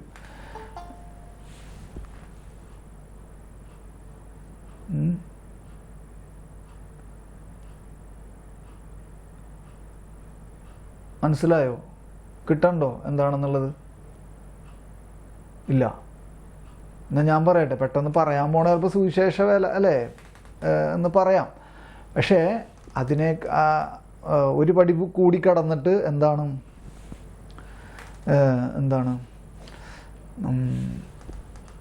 ക്രിസ്തുവിൻ്റെയും പരിശുദ്ധാത്മാവിൻ്റെയും ദൗത്യം ഈ ഭൂമിയിൽ, ഈ പ്രപഞ്ചത്തിൽ ദൈവരാജ്യം അല്ലേ സ്ഥാപിക്കുക, അല്ലേ ദൈവരാജ്യം സന്നിഹിതമാക്കുക. അതാണ് ആദ്യത്തെ കാര്യം. എന്നിട്ട് പിന്നെ സൃഷ്ടപ്രപഞ്ചത്തെ, അവയെ പുനരുദ്ധരിച്ച് പിതാവിനെ ഏൽപ്പിക്കുക. എന്താണ് പറഞ്ഞത്? ആദ്യം എന്താണ് യേശുക്രിസ്തുവിൻ്റെയും പരിശുദ്ധാത്മാവിൻ്റെയും ദൗത്യം എന്താണ്? ഭൂമിയിൽ ദൈവരാജ്യം സ്ഥാപിക്കുക, അല്ലേ? സ്ഥാപിച്ചോ? ദൈവരാജ്യം സ്ഥാപിച്ചു അല്ലേ? ആ ദൈവരാജ്യത്തിൻ്റെ സ്ഥാപനം പൂർത്തിയായോ? അത് പൂർത്തീകരിച്ചോ? ഇല്ല, പൂർത്തീകരിച്ചിട്ടില്ല. പൂർത്തീകരിക്കുന്നത് യേശുവിൻ്റെ രണ്ടാം വരവിലൂടെയാണ്. ആ പുതിയ ആകാശവും പുതിയ ഭൂമിയും വരുന്നതിലൂടെയാണ്. അപ്പോൾ ക്രിസ്തുവിൻ്റെയും പരിശുദ്ധാത്മാവിൻ്റെയും ദൗത്യം എന്ന് പറഞ്ഞാൽ ഭൂമിയിൽ ദൈവരാജ്യത്തെ കൊണ്ടുവരിക എന്നുള്ളതാണ്. അതിനെ സ്ഥാപിക്കുക, സന്നിഹിതമാക്കുക, സംസ്ഥാപിതമാക്കുക. അതിനുശേഷം അവയെ പുനരുദ്ധരിച്ച് പുതിയ സൃഷ്ടികളാക്കി പിതാവിന് സമർപ്പിക്കുക. ഇതാണ് ക്രിസ്തുവിൻ്റെയും പരിശുദ്ധാത്മാവിൻ്റെയും ദൗത്യം. അത് പ്രത്യേകം മനസ്സിലാക്കണം. ഞാൻ ഒരു പ്രാവശ്യം കൂടി പറയാനാണ്. എന്തെന്നാണ് യേശു ക്രിസ്തുവിൻ്റെയും പരിശുദ്ധാത്മാവിൻ്റെയും ദൗത്യം? ഭൂമിയിൽ ദൈവരാജ്യത്തെ സന്നിഹിതമാക്കുക, പ്രപഞ്ചം മുഴുവനെയും പുനരുദ്ധരിച്ച് പുതിയ സൃഷ്ടിയാക്കി പിതാവിന് സമർപ്പിക്കുക. മനസ്സിലായോ? ഇതാണ് ക്രിസ്തുവിൻ്റെയും പരിശുദ്ധാത്മാവിൻ്റെയും ദൗത്യം. ക്രിസ്തുവിൻ്റെയും പരിശുദ്ധാത്മാവിൻ്റെയും ദൗത്യത്തോടുള്ള ഈ സഹകരണം. അപ്പോൾ ഈ സഹകരണമാണ് ഇന്ന് സഭയിലുടനീളം, അതായത് മാർപ്പാപ്പയിലൂടെ അല്ലേ, ആ സഹകരണം അത് അന്ന് ഈശോ 12 അപ്പസ്തോലന്മാർക്ക് കൈമാറി അല്ലേ? ഈ സഹകരണത്തിൽ പങ്കുകാരാകാൻ വേണ്ടിയിട്ട് എന്ത് ചെയ്തു? 12 അപ്പസ്തോലന്മാർക്ക് അത് കൈമാറി. 12 അപ്പസ്തോലന്മാരുടെ അല്ലേ അത് മാർപ്പാപ്പമാരിലേക്കും മാർപ്പാപ്പമാരിലൂടെ സകല മെത്രാന്മാരിലേക്കും കർദിനാൾമാരിലേക്കും ബിഷപ്പുമാരിലേക്കും സകല വൈദിക അല്ലേ പുരോഹിതന്മാരിലേക്കും. അപ്പോൾ അവരെല്ലാം ചെയ്തുകൊണ്ടിരിക്കണ ഇപ്പം എന്താണ്? ഈ സഹകരണത്തിലാണ് അവർ പങ്കാളിയായിക്കൊണ്ടിരിക്കുന്നത്. അപ്പം നമ്മളും പങ്കുകാരാണ് അതിൽ. നമ്മളെങ്ങനെയാണ് പങ്കുകാരാകുന്നത്? മാമോദീസ എന്ന കൂദാശയിലൂടെ ഓരോ അൽമായനും ഓരോ അൽമേനിയും ഇതിൽ സഹകരിക്കേണ്ടതാണ്. ക്രിസ്തുവിൻ്റെയും പരിശുദ്ധാത്മാവിൻ്റെയും ദൗത്യത്തോട് സഹകരിക്കേണ്ടതാണ്. ദൈവരാജ്യം സ്ഥാപിക്കാനായിട്ട് ക്രിസ്തുവിൻ്റെയും പരിശുദ്ധാത്മാവിൻ്റെയും ദൗത്യത്തോടുള്ള ഈ സഹകരണമാണ് സഭയുടെ ഇപ്പോഴത്തെ അപ്പസ്തോലിക സമൂഹ പ്രാർത്ഥനയുടെ ലക്ഷ്യം. കണ്ടോ, സഭയുടെ ഇപ്പോഴത്തെ അപ്പസ്തോലിക സമൂഹ പ്രാർത്ഥനയുടെ ലക്ഷ്യം. എന്നിട്ട് 108 അത് പറഞ്ഞിരിക്കണമുണ്ടോ നിങ്ങൾ? എന്തൊക്കെയാണ്? അവർക്കൊന്നും എടുത്തൊന്ന് വായിച്ചേ. 108 അപ്പസ്തോല പ്രവർത്തനം 6-ാം അധ്യായം 6-ാമത്തെ വചനം ഒന്ന് വായിച്ചേ. അപ്പസ്തോല പ്രവർത്തനം 6-ാം അധ്യായം 6-ാമത്തെ വചനം എന്താണ്?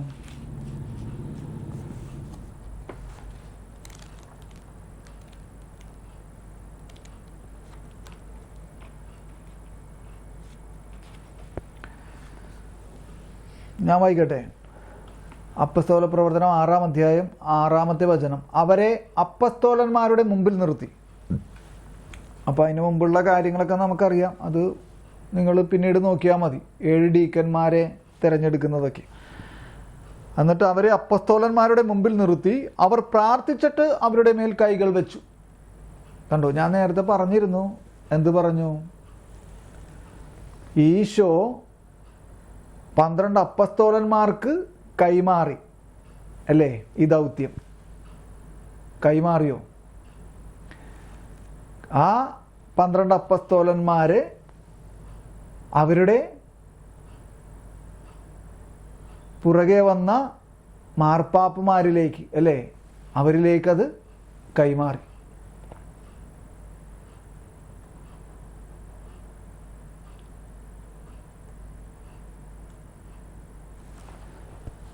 പിന്നെ എന്തെന്നാണ്? 13-ാമത്തെ അധ്യായം അപ്പസ്തോല പ്രവർത്തനം തന്നെ 13-ാം അധ്യായം 3-ാമത്തെ വചനം. 3-ാമത്തെ വചനം. ഉപവാസത്തിനും പ്രാർത്ഥനയ്ക്കും ശേഷം ബർണബാസും സാവൂളും അല്ലേ, ബർണബാസിനെയും സാവൂളിനെയും മാറ്റി നിർത്താൻ, എൻ്റെ ശുശ്രൂഷയ്ക്കായിട്ട് മാറ്റി നിർത്താൻ പറഞ്ഞിട്ട് അങ്ങനെ അല്ലേ അവരെ തിരഞ്ഞെടുക്കുകയും മാറ്റി നിർത്തുകയൊക്കെ ചെയ്തിരിക്കുന്ന ആ ഒരു ഇതിൽ നിന്നാണ് ഈ ഒരു വചനം നമ്മൾ വായിക്കുന്നത്. ഉപവാസത്തിനും പ്രാർത്ഥനയ്ക്ക് ശേഷം അവർ അവരുടെ മേൽ കൈകൾ വെച്ച് പറഞ്ഞയച്ചു. ക്രിസ്തുവിൻ്റെയും പരിശുദ്ധാത്മാവിൻ്റെയും ദൗത്യം എന്ന് പറഞ്ഞില്ലേ, നമ്മളിപ്പോൾ CCCയിൽ വായിച്ചില്ലേ? ആ ദൗത്യത്തോടുള്ള നമ്മുടെ സഹകരണത്തെയാണ് പറയുന്നത്. ദൗത്യത്തോടുള്ള സഹകരണം. ആർക്കുള്ള സഹകരണം? മാർപ്പാപ്പമാർ മുതൽ അല്ലേ ഉള്ള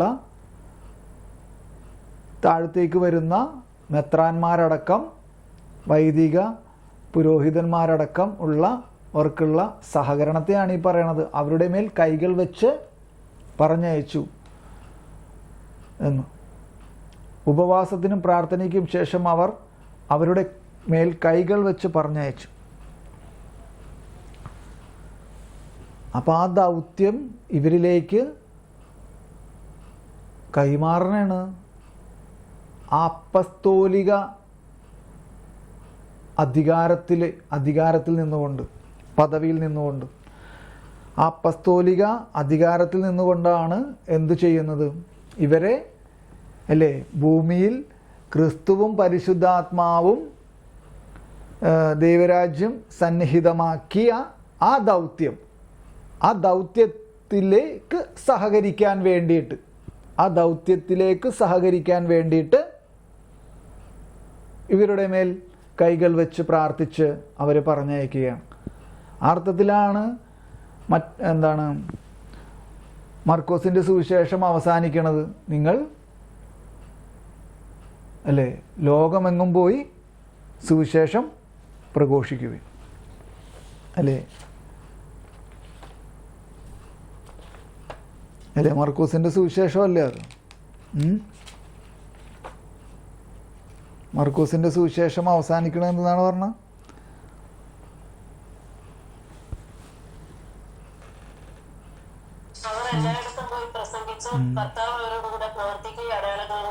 അങ്ങനല്ല, 16-ാം അധ്യായം 15-ാമത്തെ വചനം, മർക്കോസ് 16-ാം അധ്യായം 15-ാമത്തെ വചനം എന്താണ്? അവൻ അവരോട് പറഞ്ഞു, അത് യേശു അവരോട് പറയാണ്, നിങ്ങൾ ലോകമെങ്ങും പോയി എല്ലാ സൃഷ്ടികളോടും സുവിശേഷം പ്രഘോഷിക്കുവിൻ. വിശ്വസിക്കുകയും സ്നാനം സ്വീകരിക്കുകയും ചെയ്യുന്നവൻ രക്ഷിക്കപ്പെടും, വിശ്വസിക്കാത്തവൻ ശിക്ഷിക്കപ്പെടും. ബാക്കി അടിയിലേക്കുള്ള കാര്യങ്ങൾ നമുക്കറിയാലോ. മനസ്സിലായോ? നിങ്ങൾ ലോകമെങ്ങും പോയി എല്ലാ സൃഷ്ടികളോടും സുവിശേഷം പ്രഘോഷിക്കുവിൻ. അപ്പം ഇതാണ് യേശുക്രിസ്തുവും പരിശുദ്ധാത്മാവും നിൻ്റെയും ദൗത്യം എന്തായിരുന്നു? ആ ദൗത്യമാണ് ഭൂമിയിൽ, പ്രപഞ്ചത്തിൽ എന്ത് കൊണ്ടുവരിക? ദൈവരാജ്യം കൊണ്ടുവരിക. കൊണ്ടുവന്നു, പക്ഷെ അതിന് പൂർത്തിയാകണം. ആ രാജ്യം പൂർത്തിയാക്കപ്പെടേണ്ടതുണ്ട്. അത് പൂർത്തിയാകുന്നത് അവൻ്റെ പുനരാഗമനത്തിലൂടെയാണ്. അതിനുശേഷമാണ് പുതിയ ആകാശവും പുതിയ ഭൂമിയും ഉണ്ടാവുക. അപ്പം ആ പുതിയ ആകാശവും പുതിയ ഭൂമിയിലേക്കും ഉള്ള വാതിൽ തുറക്കാൻ വേണ്ടിയിട്ട് മാർപ്പാപ്പ മുതൽ ഉള്ള എല്ലാ ബിഷപ്പുമാരെയും പുരോഹിതന്മാരെയും എല്ലാം അതിനുവേണ്ടി ആ സഹകരണത്തിലേക്ക് ഉൾച്ചേർത്തിരിക്കുന്നു. നമ്മളെ സംബന്ധിച്ച് നമ്മൾ ജ്ഞാനസ്നാനത്തിലൂടെ നമ്മളും ഇതിൽ ഭാഗഭാക്കുകളാണ് അല്ലേ? നമ്മളും റെസ്പോൺസിബിലിറ്റി ഉള്ള ആൾക്കാരാണ് അതിന്. ഈ ദൈവരാജ്യത്തെ ഭൂമിയിൽ സന്നിഹിതമാ അതിനെ പ്രഘോഷിക്കാൻ. അപ്പം ഇത് ആരുടെ ദൗത്യമായിരുന്നു ആദ്യം? ഇത് യേശുക്രിസ്തുവിൻ്റെയും പരിശുദ്ധാത്മാവിൻ്റെയും ദൗത്യമാണത്. ആ ദൗത്യത്തെയാണ് നമ്മൾ ആ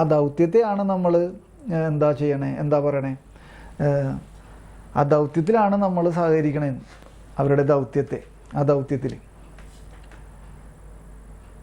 ക്രിസ്തുവിൻ്റെയും പരിശുദ്ധാത്മാവിൻ്റെയും ദൗത്യത്തോടുള്ള ഈ സഹകരണമാണ് സഭയുടെ ഇപ്പോഴത്തെ അപ്പസ്തോലിക സമൂഹ പ്രാർത്ഥനയുടെ ലക്ഷ്യം. അപ്പം അപ്പസ്തോല പ്രാർത്ഥനകൾ മുഴുവൻ, ലിറ്റർജിയിലുള്ള മുഴുവൻ പ്രാർത്ഥനകളുമെല്ലാം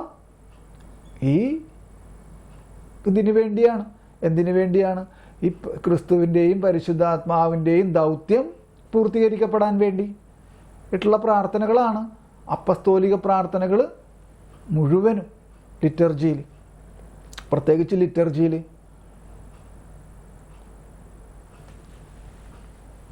എന്നിട്ട് പിന്നെ പറയാണ്, എല്ലാ സഭകൾക്കും വേണ്ടിയുള്ള ദൈവിക ഔത്സുക്യം.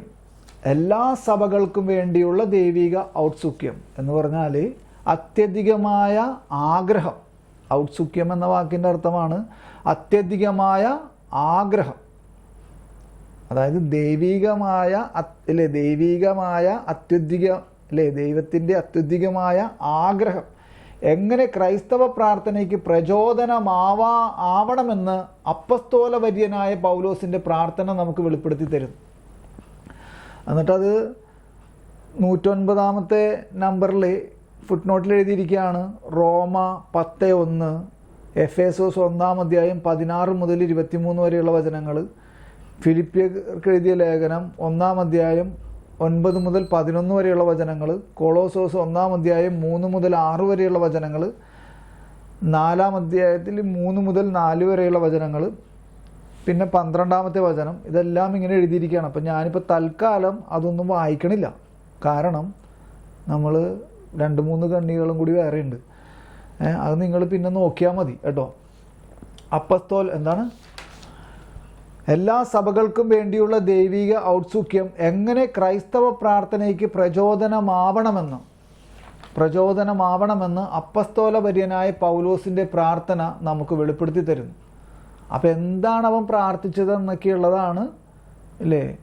നമുക്ക് 1-2 വചനങ്ങൾ എടുക്കാം അല്ലേ? റോമാക്കാർക്ക് എഴുതിയ ലേഖനം 10-ാം അധ്യായം ഒന്നെടുത്ത് വായിച്ചേ. റോമാക്കാർക്ക് എഴുതിയ ലേഖനം 10-ാം അധ്യായം 1-ാമത്തെ വചനം ഒന്ന് വായിച്ചേ. റോമാക്കാർക്ക് എഴുതിയ ലേഖനം 10-ാം അധ്യായം 1-ാമത്തെ വചനം ഒന്ന് വായിച്ചേ.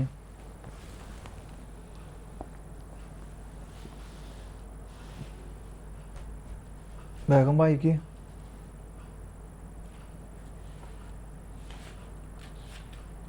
സഹോദരരെ, എന്റെ ഹൃദയപൂർവമായ ആഗ്രഹവും ഇസ്രായേലിനു വേണ്ടി ദൈവത്തോടുള്ള എന്റെ പ്രാർത്ഥനയും അവർ രക്ഷിക്കപ്പെടുന്നുവെന്നാണ്. ഉണ്ടോ? സഹോദരരെ, എൻ്റെ ഹൃദയാഭിലാഷവും അവരെ പ്രതി ദൈവത്തോടുള്ള പ്രാർത്ഥനയും അവരുടെ രക്ഷയ്ക്ക് വേണ്ടിയാണ്. അവർക്ക് ദൈവത്തെക്കുറിച്ച് തീക്ഷ്ണതയുണ്ടെന്ന് ഞാൻ സാക്ഷ്യപ്പെടുത്തുന്നു. 10:1 ഉണ്ടോ? ഇപ്പം ഇതാണ് അപ്പസ്തോല വര്യനായ പൗലോസിൻ്റെ പ്രാർത്ഥന. പിന്നെ എഫേസോസ് 1-ാം അധ്യായം 16 മുതൽ 23 വരെയുള്ള വചനങ്ങൾ. എഫേസോസ് 16-ാം അധ്യായം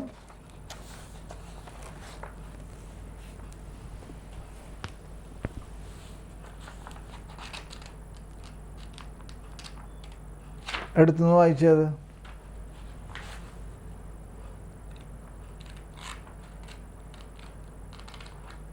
കർത്താവായ യേശുവിലുള്ള നിങ്ങളുടെ വിശ്വാസത്തെയും എല്ലാ വിശുദ്ധരോടും നിങ്ങൾ പ്രകടിപ്പിക്കുന്ന സ്നേഹത്തെയും കുറിച്ച് കേട്ട നാൾ മുതൽ എന്റെ പ്രാർത്ഥനകളിൽ നിങ്ങളെ അനുസ്മരിക്കുകയും നിങ്ങളെ പ്രതി ദൈവത്തിന് കൃതജ്ഞത അർപ്പിക്കുകയും ചെയ്യുന്നതിൽ നിന്ന് ഞാൻ വിരമിച്ചിട്ടില്ല.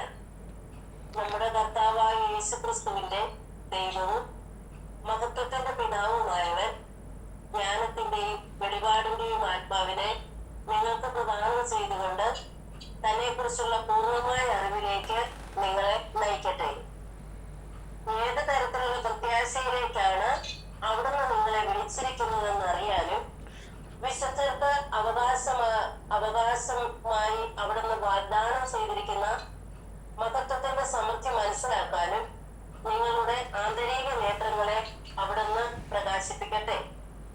അതുവഴി അവന്റെ പ്രാപൂർണമായ പ്രവർത്തനത്തിന് അനുസൃതമായി വിശ്വാസികളായ നമ്മിലേക്ക് പ്രവഹിക്കുന്ന അവന്റെ അപരിമേയമായ ശക്തിയുടെ മഹനീയത എത്രമാത്രമെന്ന് വ്യക്തമാകട്ടെ. മതി. അപ്പൊ അത്ര മതി. അപ്പൊ ഇപ്പൊ എന്താണ് കാര്യം മനസ്സിലായോ നിങ്ങൾക്ക്? CCC ഒന്നും കൂടി വായിച്ച എല്ലാ സഭകൾക്കും വേണ്ടിയുള്ള ദൈവിക ഔത്സുക്യം മനസ്സിലായ? ദൈവത്തിൻ്റെ അത്യധികമായ ആഗ്രഹം എങ്ങനെ ക്രൈസ്തവ പ്രാർത്ഥനയ്ക്ക് പ്രചോദനമാവണമെന്ന് അപ്പസ്തോലവര്യനായ പൗലോസിൻ്റെ പ്രാർത്ഥന നമുക്ക് വെളിപ്പെടുത്തി തരുന്നു. അപ്പോൾ പൗലോസ് അപ്പസ്തോലൻ ഓരോ സഭകളിലും അല്ലേ ചെന്ന് അവിടെ ദൈവരാജ്യത്തെക്കുറിച്ച് പ്രഘോഷിക്കുകയും അതിനെക്കുറിച്ച് പഠിപ്പിക്കുകയും ചെയ്തുകൊണ്ടിരിക്കുകയാണ്. ഓരോ അല്ലേ കൊറിന്തോസിലെ സഭയ്ക്ക് അല്ലേ കൊളോസോസുകാർക്ക് വേണ്ടി റോമായിലെ സഭയ്ക്ക് വേണ്ടി. അപ്പം അങ്ങനെ ഓരോ സഭയിലും ചെന്ന് ഓരോ വിശ്വാസി സമൂഹത്തിന് മുമ്പിലും ചെന്ന് ഇവൻ എന്ത് ചെയ്യുന്നു? ഈ സുവിശേഷം പഠിപ്പിക്കുകയും പ്രഘോഷിക്കുകയും ചെയ്യുന്നു. അപ്പം ആ അർത്ഥത്തിലാണ് അതിനെ മനസ്സിലാക്കേണ്ടതെന്ന്.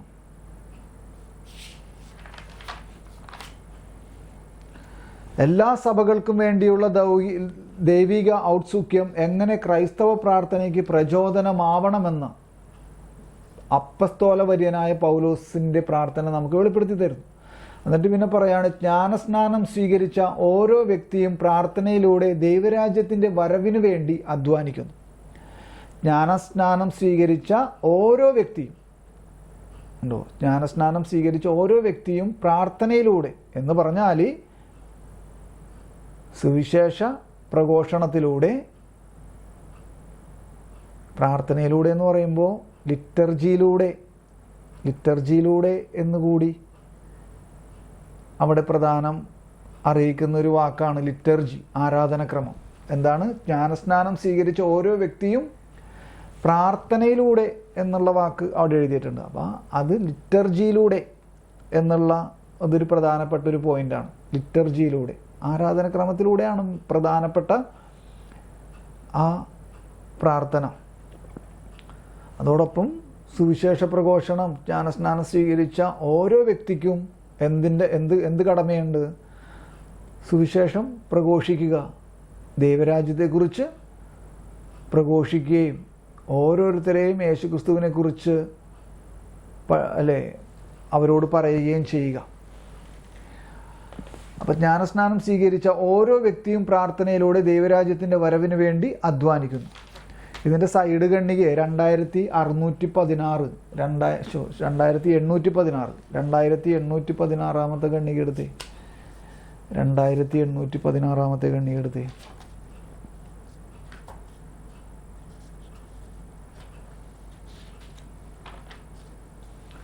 വേഗം എടുത്തോട്ടോ, വേഗം ഞാൻ വായിക്കാം. 2816 2816 വായിക്കട്ടെ. അപ്പോൾ ഇവിടെ അതിൻ്റെ ഹെഡ്ലൈൻ അങ്ങയുടെ രാജ്യം വരണമേ എന്നുള്ള ഭാഗത്തെക്കുറിച്ചുള്ള ആ പ്രാർത്ഥനയെക്കുറിച്ചുള്ള വ്യാഖ്യാനമാണ് 2816. പുതിയ നിയമത്തിൽ ബസിലേയോ എന്ന ഗ്രീക്ക് പദം 3 വിധത്തിൽ വിവർത്തനം ചെയ്യാം. രാജ്യത്വം, രാജ്യം, ഭരണം. അപ്പം അതിൻ്റെ ബ്രാക്കറ്റിൽ എഴുതിയിട്ടുണ്ട് ഗുണനാമം, സാമാന്യനാമം, ക്രിയാനാമം എന്നൊക്കെ പറഞ്ഞിട്ട്. അപ്പം ഇതൊക്കെ മനസ്സിലാക്കണമെങ്കിൽ നമ്മൾ ഈ സ്വർഗസ്ഥനായ ഞങ്ങളുടെ പിതാവേ എന്നുള്ള ആ ഭാഗത്തെ കൂടുതലായിട്ട് മനസ്സിലാക്കി വരുമ്പോഴാണ് ഈ ഖണ്ഡികയൊക്കെ കൂടുതൽ മനസ്സിലാവണത്. മനസ്സിലായി? പെട്ടെന്ന് ഇതിൻ്റെ ഇടയിൽ കയറിയിട്ട് നമ്മളിത് വായിക്കുമ്പോൾ നമുക്കൊന്നും മനസ്സിലാവില്ല പെട്ടെന്ന്, ചിലപ്പോൾ ഒരുപക്ഷെ. ദൈവരാജ്യം നമുക്ക് മുൻപേ ഉള്ളതാണ്. അവതീർണ വചനത്തിലൂടെ അത് നമുക്ക് സമീപസ്ഥനാകുന്നു. കണ്ടു? അവതീർണ വചനത്തിലൂടെ അത് നമുക്ക് സമീപസ്ഥനാകുന്നു എന്ന് പറഞ്ഞു. നമുക്ക് എന്ത് മനസ്സിലാക്കാം അതിന്ന്? മനുഷ്യാവതാരത്തിലൂടെ, അവതീർണ വചനത്തിലൂടെ എന്ന് വെച്ചാൽ, അവതീർണ വചനം എന്ന് പറഞ്ഞാൽ അവൻ്റെ മനുഷ്യാവതാരത്തെയാണ് പറയണത്. ആ അവതീർണ വചനത്തിലൂടെ അത് നമുക്ക് സമീപസ്ഥനാണ്. അത് ആ അർത്ഥത്തിലാണ് യേശു പറഞ്ഞത് അല്ലേ? മത്തായിയുടെ സുവിശേഷത്തിൽ യേശോ വരുന്നത് തന്നെ എന്തെന്നും പറഞ്ഞുകൊണ്ടാണ് വന്നത്. അതൊന്ന് വായിച്ചേ, ആ വചനത്തെ ഒന്ന് വായിച്ചേ. മത്തായിയുടെ സുവിശേഷം 4-ാം അധ്യായം അല്ലേ? 4-ാം അധ്യായം അല്ലേ?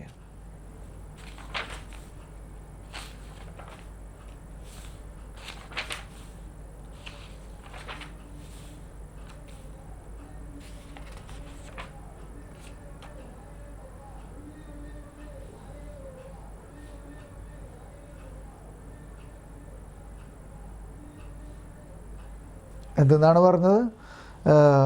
അപ്പോൾ മുതൽ യേശു അല്ലേ?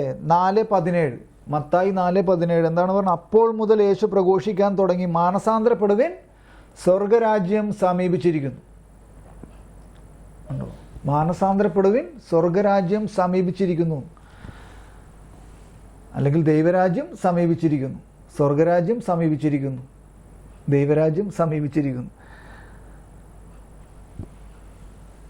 അപ്പോൾ ആ അവതീർണ വചനത്തിലൂടെയാണ് ഈ ദൈവരാജ്യം, ഈ സ്വർഗരാജ്യം ഭൂമിയിലെ, പ്രപഞ്ചത്തിലെ സന്നിഹിതമാക്കപ്പെട്ടത് അല്ലേ? ദൈവരാജ്യം സന്നിഹിതമാക്കപ്പെട്ടതിൻ്റെ ആദ്യത്തെ സ്റ്റെപ്പാണ് എന്ത്? അവതീർണ വചനം. മനുഷ്യാവതാരമെടുത്ത ക്രിസ്തുവിലൂടെയായിരുന്നു അത് അല്ലേ? അവതീർണ വചനത്തിലൂടെ അത് നമുക്ക് സമീപസ്ഥനാകുന്നു. സുവിശേഷം മുഴുവനിലും അത് പ്രഖ്യാപിക്കപ്പെടുന്നു. യേശുവിൻ്റെ മരണത്തിലും ഉദ്ധാനത്തിലും അത് സമാഗതമാകുന്നു. കണ്ടോ? യേശുവിൻ്റെ മരണത്തിലും ഉദ്ധാനത്തിലുമെല്ലാം അത് സമാഗതമാകുന്നു. അന്തിമ അത്താഴം മുതലും കുർബാനയിലും, കണ്ടോ? അന്തിമ അത്താഴം മുതലും കുർബാനയിലും ദൈവരാജ്യം വരുന്നു. അത് നമ്മുടെ മധ്യേയുണ്ട്. ക്രിസ്തു അതിനെ തൻ്റെ പിതാവിനെ ഏൽപ്പിക്കണ്ടോ? നമ്മ തിരുമുമ്പ് ഇതൊക്കെ പറഞ്ഞു പോയതാണ് അല്ലേ? ക്രിസ്തു ഏതിനെ? ഈ പ്രപഞ്ചത്തെ മുഴുവൻ തൻ്റെ പിതാവിന്, പ്രപഞ്ചത്തെ എന്ന് അവിടെ എഴുതിയിട്ടില്ല, മനസ്സിലായോ? ക്രിസ്തു അതിനെ തൻ്റെ പിതാവിനെ ഏൽപ്പിക്കുമ്പോഴാണ് ദൈവരാജ്യം മഹത്വത്തിൽ ആഗതമാകുന്നത്. കണ്ടോ? ഈ സംസ്ഥാപിതമായി എന്ന് പറഞ്ഞാൽ, അവതീർണ വചനത്തിലൂടെ സംസ്ഥാപിതമായി എന്ന് പറഞ്ഞാൽ ദൈവരാജ്യം ഉണ്ടല്ലോ, അത് പൂർത്തിയാകുന്ന കാര്യത്തെയാണ് ഈ പറയണേ. ക്രിസ്തു അതിനെ തൻ്റെ പിതാവിന്, അതിനെ എന്ന് ഉദ്ദേശിച്ചാൽ ഈ സൃഷ്ട പ്രപഞ്ചം മുഴുവനെ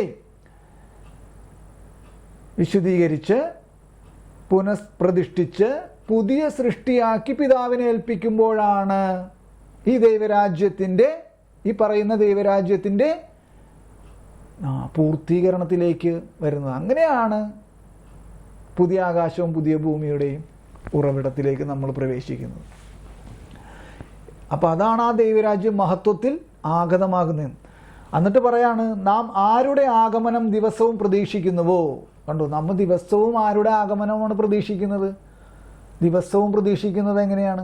യേശുവിൻ്റെ പുനരാഗമനമാണ് നമ്മൾ പ്രതീക്ഷിക്കുന്നത്. പക്ഷെ ദിവസവും എങ്ങനെയാണ് പ്രതീക്ഷിക്കണേ? ഈ ലിറ്റർജിയിലൂടെയാണ്, ആരാധനക്രമത്തിലൂടെ, വിശുദ്ധ കുർബാന എന്ന കൂദാശയിലൂടെ. ദിവസവും പ്രതീക്ഷിക്കുന്നുവോ, ആരുടെ ആഗമനം എത്രയും വേഗം നമുക്ക് വെളിപ്പെടുത്തപ്പെടണമെന്ന് നാം ആഗ്രഹിക്കുന്നുവോ ആ ക്രിസ്തു തന്നെയാണ് ദൈവരാജ്യം. കണ്ടോ, ഇവിടെ കാര്യം മാറണം. ഇവിടെ കാര്യത്തിൻ്റെ ഗൗരവം മാറി. ശ്രദ്ധിച്ചോ നിങ്ങൾ? ദൈവരാജ്യം ആരാണ്? ശ്രദ്ധിച്ചോ? നിങ്ങൾ ശ്രദ്ധിച്ചോ? ദൈവരാജ്യം എന്ന് പറഞ്ഞാൽ ഇത്ര നേരം ദൈവരാജ്യം ദൈവരാജ്യം എന്നൊക്കെ പറഞ്ഞു. ഇപ്പം എന്താ പറയണത്? നമ്മൾ ആരുടെ ആഗമനമാണ് പ്രതീക്ഷിക്കുന്നത്? ആര് നമുക്ക് വെളിപ്പെടുത്തപ്പെടണമെന്നാണ് നമ്മൾ ആഗ്രഹിക്കുന്നത്?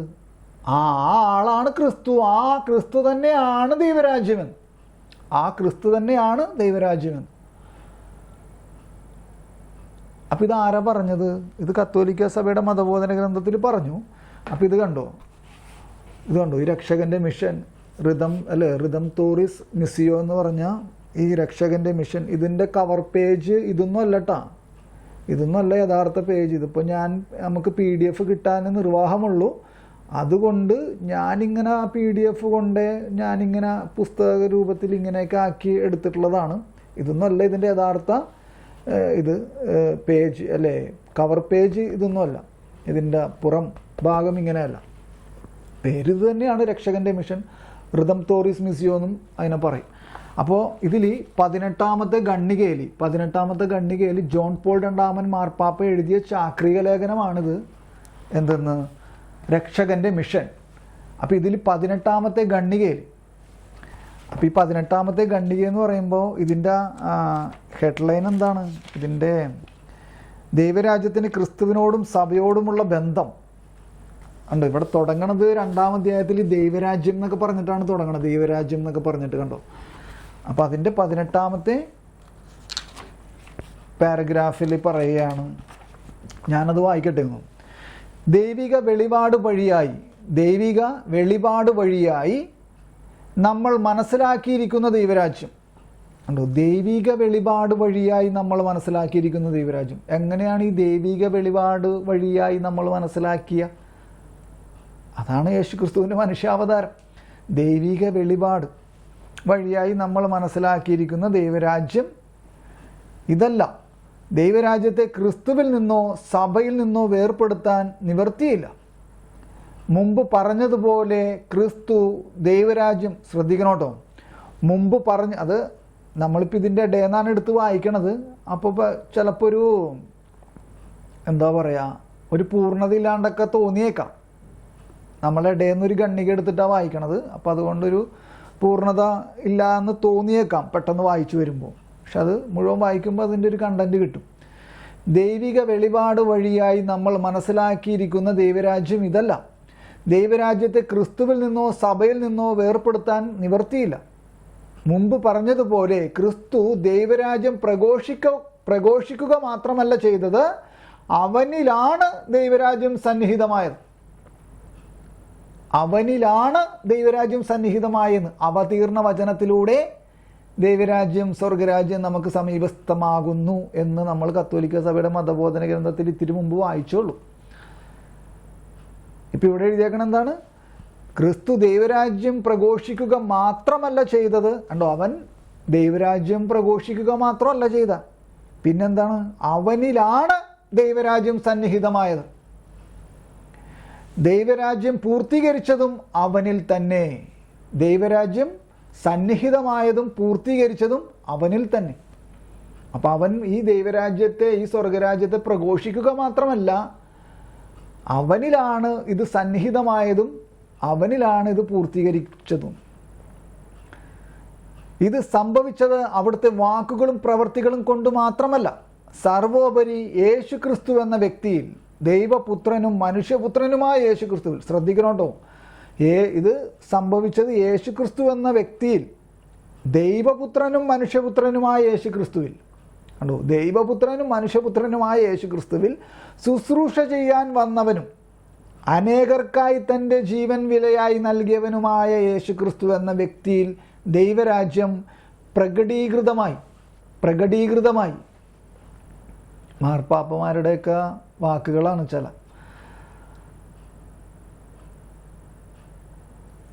ദൈവരാജ്യം ഒരു സങ്കല്പമല്ല, ഒരു സിദ്ധാന്തമല്ല, സ്വതന്ത്ര വ്യാഖ്യാനങ്ങൾക്ക് വാതിൽ തുറക്കുന്ന ഒരു പദ്ധതിയുമല്ല. അദൃശ്യനായ ദൈവത്തിൻ്റെ പ്രതിച്ഛായയായ നസ്രായൻ യേശുവിൻ്റെ മുഖവും നാമവുമുള്ള ഒരു വ്യക്തി, പേഴ്സൺ എന്നും കൂടി അവിടെ എഴുതിയിരിക്കുകയാണ്, തന്നെയാണത്. എന്ത്? ഈ ദൈവരാജ്യം എന്തെന്നാണ്? ദൈവരാജ്യം ഒരു സങ്കല്പമല്ല, ഒരു സിദ്ധാന്തമല്ല, സ്വതന്ത്ര വ്യാഖ്യാനങ്ങൾക്ക് വാതിൽ തുറക്കുന്ന ഒരു പദ്ധതിയുമല്ല. പിന്നെ എന്താണ് ദൈവരാജ്യം? എന്നിട്ട് പിന്നെ പറയാണ്, അദൃശ്യനായ ദൈവത്തിൻ്റെ പ്രതിച്ഛായയായ നസ്രായൻ യേശുവിൻ്റെ മുഖവും നാമവുമുള്ള ഒരു വ്യക്തി തന്നെയാണത്. എന്ത്? ദൈവരാജ്യം. ഇതാണ് മറ്റെന്തിനേക്കാളും മുമ്പിലുള്ള സത്യം. അപ്പം അത് ഞാനങ്ങനെ ഒടിച്ചു വായിച്ചതാണ്. എന്നിട്ട് ഇത് വായിച്ചു തീർന്നില്ല. 2816, നാം ആരുടെ ആഗമനം ദിവസവും പ്രതീക്ഷിക്കുന്നുവോ, ആരുടെ ആഗമനം എത്രയും വേഗം നമുക്ക് വെളിപ്പെടുത്തപ്പെടണമെന്ന് നാം ആഗ്രഹിക്കുന്നുവോ, ആ ക്രിസ്തു തന്നെയാണ് ദൈവരാജ്യം എന്ന് വേണമെങ്കിൽ പറയാം. കണ്ടോ, ആ ക്രിസ്തു തന്നെയാണ് ദൈവരാജ്യം എന്ന് വേണമെങ്കിൽ പറയാമെന്ന്. അവിടുന്ന് നാം ഉദ്ധാനം ചെയ്തതിനാൽ അവിടുന്നാണ് നമ്മുടെ ഉദ്ധാനം. അതുപോലെ അവിടുന്നാണ് ദൈവരാജ്യം, കാരണം അവിടുന്ന് നാം ഭരിക്കും. ഇനി 1942 എടുത്ത് 1900, ഇതിപ്പോൾ ഞാൻ ഓടിച്ചു വായിക്കുകയാണ്, കാരണം സമയം നമുക്ക് അധികം ഇല്ലാത്തതുകൊണ്ട് ഓടിച്ചു വായിക്കണം. 1942 അല്ലേ, 1942.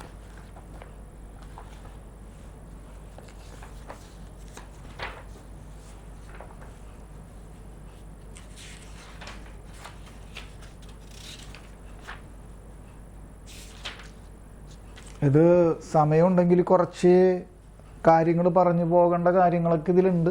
കുറച്ചൊന്നുമില്ല, കുറേ കാര്യങ്ങളുണ്ട്. പക്ഷെ അപ്പോൾ ഇപ്പോൾ സമയമില്ലാത്തതുകൊണ്ട് ഇപ്പം ഇങ്ങനെ ഓടിച്ച് പറയണം. 1942 അല്ലേ.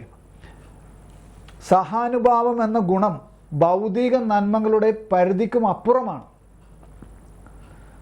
വിശ്വാസത്തിൻ്റെ ആത്മീയ നന്മകൾ പ്രചരിപ്പിക്കുന്നതിനിടയിലും സഭ ഭൗതിക നന്മകളുടെ വളർച്ചയെ പോഷിപ്പിച്ചിട്ടുണ്ട്. സഭ ഭൗതിക നന്മകളുടെ വളർച്ച എന്നൊക്കെ പറയുമ്പോൾ അല്ലേ, കത്തോലിക്ക സഭ ആണ് എന്ത് വിദ്യാഭ്യാസം അല്ലേ, അങ്ങനെയൊക്കെയുള്ള കുറേ കാര്യങ്ങൾ സഭ ഇവിടെ ചെയ്തിട്ടുണ്ട്. അത് കുറേ ചരിത്രത്തിൽ അല്ലേ, ഇതിനു മുമ്പുള്ള ചരിത്രമൊക്കെ നമുക്ക് നോക്കിക്കഴിഞ്ഞാൽ അറിയാം. സാക്ഷരത നൽകിയതൊക്കെ വലിയ പങ്കാണ് എന്ത് കത്തോലിക്ക സഭയ്ക്ക് ഉള്ളത്, മിഷണറിമാർക്കുള്ളത്. അപ്പം അതാണ് ഭൗതിക നന്മ എന്നൊക്കെ പറയുമ്പോൾ നമുക്കറിയാമല്ലോ, കുറേയൊക്കെ നമുക്ക് മനസ്സിലാക്കാവുന്നതേ ഉള്ളൂ. സഭ ഭൗതിക നന്മകളുടെ വളർച്ചയെ പോഷിപ്പിച്ചിട്ടുണ്ട്. കൂടാതെ മിക്കപ്പോഴും അതിനുള്ള പുതിയ സരണികൾ എന്ന് പറഞ്ഞാൽ പുതിയ പാതകൾ തുറക്കുകയും ചെയ്തു. അങ്ങനെ നൂറ്റാണ്ടുകളിലൂടെ കർത്താവിൻ്റെ വചനങ്ങൾ സാക്ഷാത്കൃതമായിരിക്കുകയാണ്. നിങ്ങൾ ആദ്യം അവിടുത്തെ രാജ്യവും അവിടുത്തെ നീതിയും അന്വേഷിക്കുക, അതോടൊപ്പം മറ്റുള്ളവയെല്ലാം നിങ്ങൾക്ക് ലഭിക്കും. എല്ലാവർക്കും വേണ്ടിയാണ് എന്ന കൂട്ടുത്തരവാദിത്വ ബോധം, എല്ലാവർക്കും വേണ്ടിയാണെന്ന കൂട്ടുത്തരവാദിത്വ ബോധം 2000 വർഷക്കാലം സഭയുടെ ആത്മാവിൽ സജീവമായി നിലനിന്നിട്ടുണ്ട്. ഇപ്പം ഇതൊക്കെ വായിക്കുമ്പോൾ തന്നെ നമുക്കറിയാം ഇല്ലേ, അപ്പസ്തോലന്മാരുടെ മുമ്പിൽ അല്ലേ എന്താണ് ആദിമസഭയിൽ എന്തുണ്ടായില്ല, ദരിദ്രർ ആരും ഉണ്ടായിരുന്നില്ല. അപ്പസ്തോല പ്രവർത്തനത്തിലൊക്കെ നമ്മൾ വായിച്ചിട്ടുള്ളതാണ്. കാരണം അവർക്ക് സ്വന്തമായിട്ടുള്ളതെല്ലാം വിറ്റ് അവർ എന്ത് ചെയ്തു, അപ്പസ്തോലന്മാരുടെ മുമ്പിൽ കൊണ്ടുവന്ന് വെച്ചു. എല്ലാവർക്കും വേണ്ടിയാണെന്ന കൂട്ടുത്തരവാദിത്ത ബോധം 2000 വർഷക്കാലം സഭയുടെ ആത്മാവിൽ സജീവമായി, അതായത് ജീവനുള്ളതായി നിലനിന്നിട്ടുണ്ട്. ജീവനുള്ളതായി, സജീവമായി എന്ന് പറഞ്ഞാൽ ജീവനുള്ളതായി നിലനിന്നിട്ടുണ്ട്. ഇത് സന്യാസാശ്രമ കർഷകർ അടിമകളെ കണ്ടോ, അടിമകളെ, അതായത് പണ്ടൊക്കെ അടിമകളെ മോചിപ്പിക്കുമായിരുന്നു മോചന ദ്രവ്യം കൊടുത്തിട്ട്. അതൊക്കെ ഈ സഭയുമായിട്ട് ബന്ധപ്പെട്ട് കിടക്കുന്ന കുറേ സകല വിശുദ്ധരുടെയും ജീവിത കഥകളിലൊക്കെ കൂടെ കടന്നു പോകുമ്പോൾ ഇതൊക്കെ ഉണ്ട്. അവർ സ്വന്തം അടിമകളായി നിന്നുകൊണ്ട് അവിടെ ഉണ്ടായിരുന്ന അടിമകളെ മോചിപ്പിച്ചു. മനസ്സിലായോ? വിശുദ്ധരെ താൻ തന്നെ അടിമയായി നിന്നുകൊണ്ട് അവിടെ ഉണ്ടായിരുന്ന അടിമകളെ മോചിപ്പിച്ചു. അടിമകളെ മോചിപ്പിച്ചവർ, രോഗികളെ സൗഖ്യമാക്കിയവർ, എല്ലാവർക്കും മനുഷ്യോചിതവും ക്രൈസ്തവോചിതവുമായ ജീവിതം സമ്മാനിക്കാൻ ഉതകുന്ന സാമൂഹിക വ്യവസ്ഥിതികൾ. അപ്പം ഇത് ചരിത്രവും അല്ലേ, പ്രപഞ്ചത്തെയും എല്ലാം അല്ലേ, ദൈവരാജ്യത്തെയും എല്ലാം കൂടി കൂട്ടി ഇണക്കിക്കൊണ്ടുള്ള ഒരു കാര്യത്തെയാണ് ഇവിടെ കൊണ്ടുവരുന്നത്. അപ്പം ഇതിൽ നിന്നും ഒന്നും കത്തോലിക്ക സഭയെ മാറ്റി നിർത്താൻ പറ്റില്ല. മനസ്സിലായോ? ഉതകുന്ന സാമൂഹ്യ വ്യവസ്ഥകൾ പടുത്തുയർത്താനായി എല്ലാ തലമുറകൾക്കും എല്ലാ ജനപദങ്ങൾക്കും വിശ്വാസത്തിൻ്റെയും സംസ്കാരത്തിൻ്റെയും കണ്ടോ ഞാനിപ്പോൾ പറഞ്ഞുള്ള വാക്ക് അല്ലേ, നമുക്ക് എല്ലാ അവസ്ഥകളെയും സഭയിൽ ഉൾച്ചേർത്തുകൊണ്ട് പറയുന്ന ഒരു ഭാഗമാണിത്. സഭ എല്ലായിടത്തും എന്ത് ചെയ്തിട്ടുണ്ട്? മനുഷ്യർക്ക് വേണ്ടതെല്ലാം എല്ലാ തരത്തിലും എല്ലാ തലങ്ങളിലും കൊടുത്തിട്ടുണ്ട്, കൊടുത്തുകൊണ്ടിരിക്കുന്നു ഇപ്പോഴും. എല്ലാ തലമുറകൾക്കും എല്ലാ ജനപദങ്ങൾക്കും വിശ്വാസത്തിൻ്റെയും വിശ്വാസത്തിൻ്റെ അല്ലേ, ആത്മീയതയുടെയും സംസ്കാരത്തിൻ്റെയും ശാസ്ത്രത്തിൻ്റെയും ഭൂമി അല്ലേ, ശാസ്ത്രത്തിൻ്റെയും സന്ദേശവാഹകരായവർ എന്നിവരെ വീരോചിതമായ സ്നേഹത്തിലേക്ക് നയിച്ചു കൊണ്ടിരിക്കുകയും ചെയ്യുന്നു. ഇതിപ്പോൾ സമയമില്ലാത്തത് കൊണ്ട് നമ്മളിങ്ങനെ ഓടിച്ചു വായിച്ചതാണ്. ഇതൊക്കെ ഒരുപാട് വലിയ തല പോകേണ്ട കാര്യമൊന്നുമില്ല, നമുക്ക് നിസ്സാരമായിട്ട് മനസ്സിലാക്കാവുന്നുള്ള ഈ കാര്യമൊക്കെ. മനസ്സിലായി? ഇപ്പോൾ വായിച്ചതൊക്കെ സഭ എവിടേക്കാണ് ആദിമസഭ മുതൽ അല്ലേ, എവിടേക്കാണ് പ്രവർത്തിച്ചു തുടങ്ങിയത്, എവിടേക്കായിരുന്നു സഭ അവരുടെ വിദ്യാഭ്യാസം, അവരുടെ കുടുംബജീവിതം, വ്യക്തിപരമായ ജീവിതം, സാമൂഹിക ജീവിതം, അവരുടെ ആധ്യാത്മിക ജീവിതം, ഇതിലെല്ലാം സഭ കൈകടത്തിയിരുന്നു. അല്ലെങ്കിൽ സഭ അതിനെ വേണ്ട വിധത്തിൽ പരിപോഷിപ്പിച്ചിട്ടുണ്ട്.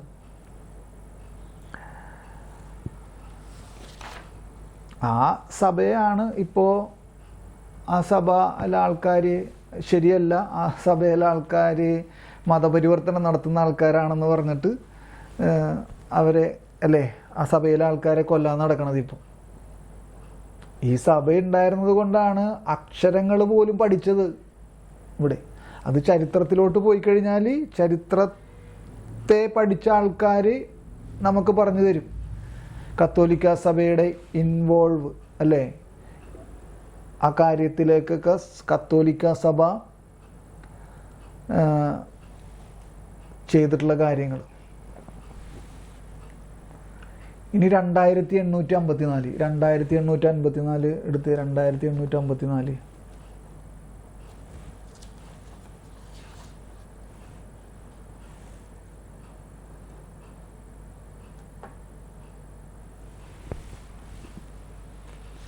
2854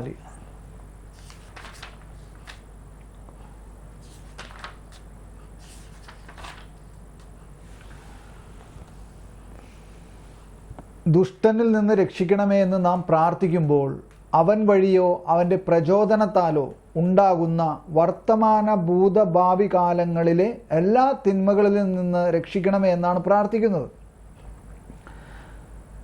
തിന്മയിൽ നിന്ന് ഞങ്ങളെ രക്ഷിക്കണമേ എന്നുള്ള പ്രാർത്ഥനയുടെ ഒരു ഭാഗത്തെയാണ് ഇവിടെ വിവരിക്കുന്നത്. അവസാനത്തെ ഈ യാചനയിൽ സഭ പിതാവിൻ്റെ മുൻപിൽ ലോകത്തിൻ്റെ എല്ലാ യാതനകളും കൊണ്ടുവരുന്നു. മനുഷ്യകുലത്തെ ഞെരുക്കുന്ന എല്ലാ തിന്മകളിലും നിന്നുമുള്ള മോചനത്തോടൊപ്പം വിലപ്പെട്ട ദാനമായ സമാധാനവും ക്രിസ്തുവിൻ്റെ പുനരാഗമനത്തെക്കുറിച്ചുള്ള പ്രതീക്ഷയിൽ നിലനിൽക്കാനുള്ള കൃപയും കണ്ടോ. ക്രിസ്തുവിൻ്റെ പുനരാഗമനത്തെക്കുറിച്ചുള്ള പ്രതീക്ഷയിൽ നിലനിൽക്കാനുള്ള കൃപയും സഭ യാചിക്കുന്നു. ഇങ്ങനെ പ്രാർത്ഥിക്കുന്നതിലൂടെ മരണത്തിൻ്റെയും നരകത്തിൻ്റെയും താക്കോലുകൾ ഉള്ളവനും ആയിരുന്നവനും വരാനിരിക്കുന്നവനുമായ സർവശക്തനും ആയവനിൽ എല്ലാ മനുഷ്യരും, കണ്ടോ, ശ്രദ്ധിക്കണം കേട്ടോ, ഇതൊക്കെ നമ്മൾ തിരുപ്പിറവി രഹസ്യത്തിൽ പറഞ്ഞ കാര്യങ്ങളാണ്. ആയവനിൽ എല്ലാ മനുഷ്യരും എല്ലാ വസ്തുക്കളും, ആയവനിൽ എല്ലാ വസ്തുക്കളും എല്ലാ മനുഷ്യരും, ആയവനിൽ എല്ലാ മനുഷ്യരും എല്ലാ വസ്തുക്കളും ഒന്നിച്ചു കൂട്ടപ്പെടുന്നതിൻ്റെ മുൻ അനുഭവം വിശ്വാസത്തിൻ്റെ എളിമയിലുണ്ടാകുന്നു. ഇതൊക്കെ എങ്ങനെയാണ് പറഞ്ഞ് മനസ്സിലാക്കി തരേണ്ടതെന്ന് എനിക്കറിയില്ല.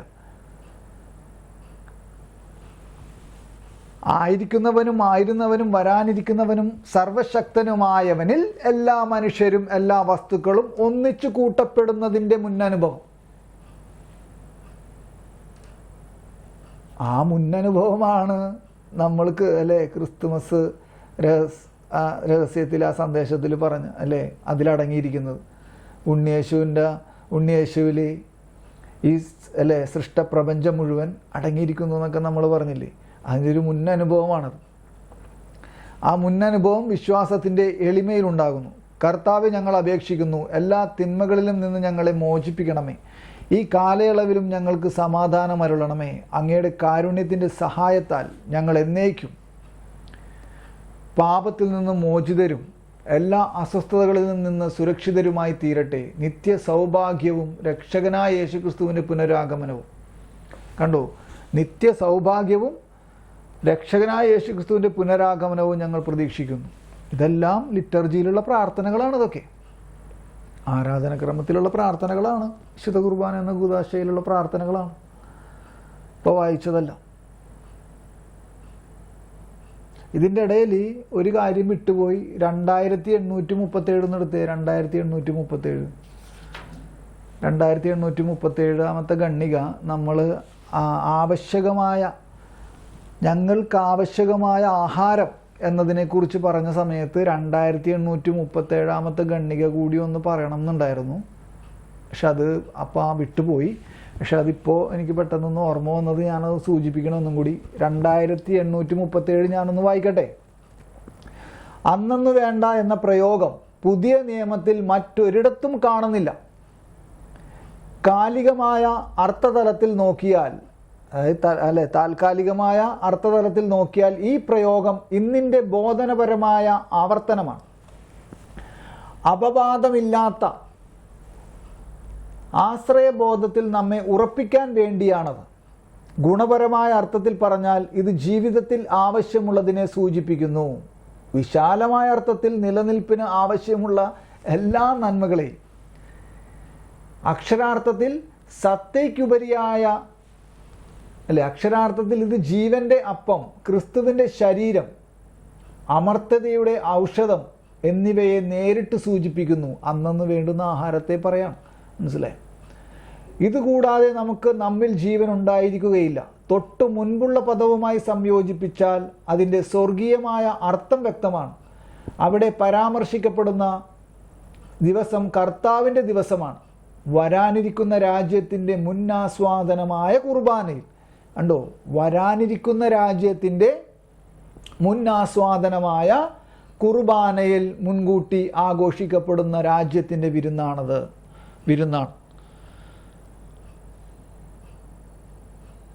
കണ്ടോ, വരാനിരിക്കുന്ന രാജ്യത്തിൻ്റെ മുന്നാസ്വാദനമായ കുർബാനയിൽ മുൻകൂട്ടി ആഘോഷിക്കപ്പെടുന്ന രാജ്യത്തിൻ്റെ വിരുന്നാണ്.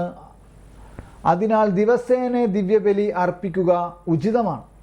ഇനി ശ്രദ്ധിക്കണം കേട്ടോ, ഇനി ശ്രദ്ധിക്കണേ, ഇനി വായിക്കുന്നത് ശ്രദ്ധിക്കണം.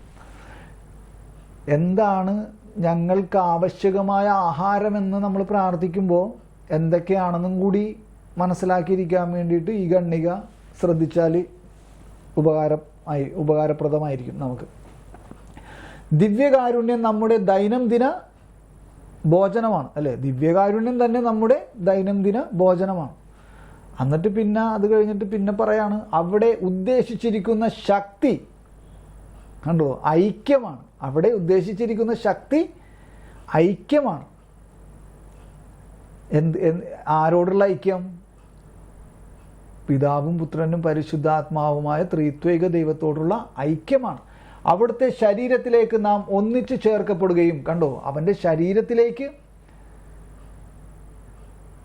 നമ്മൾ ഒന്നിച്ചു ചേർക്കപ്പെടുകയും അവിടുത്തെ അംഗങ്ങളായി തീരുകയും അങ്ങനെ നാം സ്വീകരിക്കുന്നതെന്തോ അതായി തീരുകയും ചെയ്യും. ഇപ്പോൾ വായിക്കുമ്പോൾ ഓർമ്മ വരുന്നത് 395 ഖണ്ഡികയാണ്. അതവിടെ നിൽക്കട്ടെ. ഓരോ ദിവസവും നിങ്ങൾ ദേവാലയത്തിൽ കേൾക്കുന്ന വചനം നിങ്ങൾക്ക് അന്നന്ന് വേണ്ടുന്ന ആഹാരമാണ്. എന്തെന്നാണ്?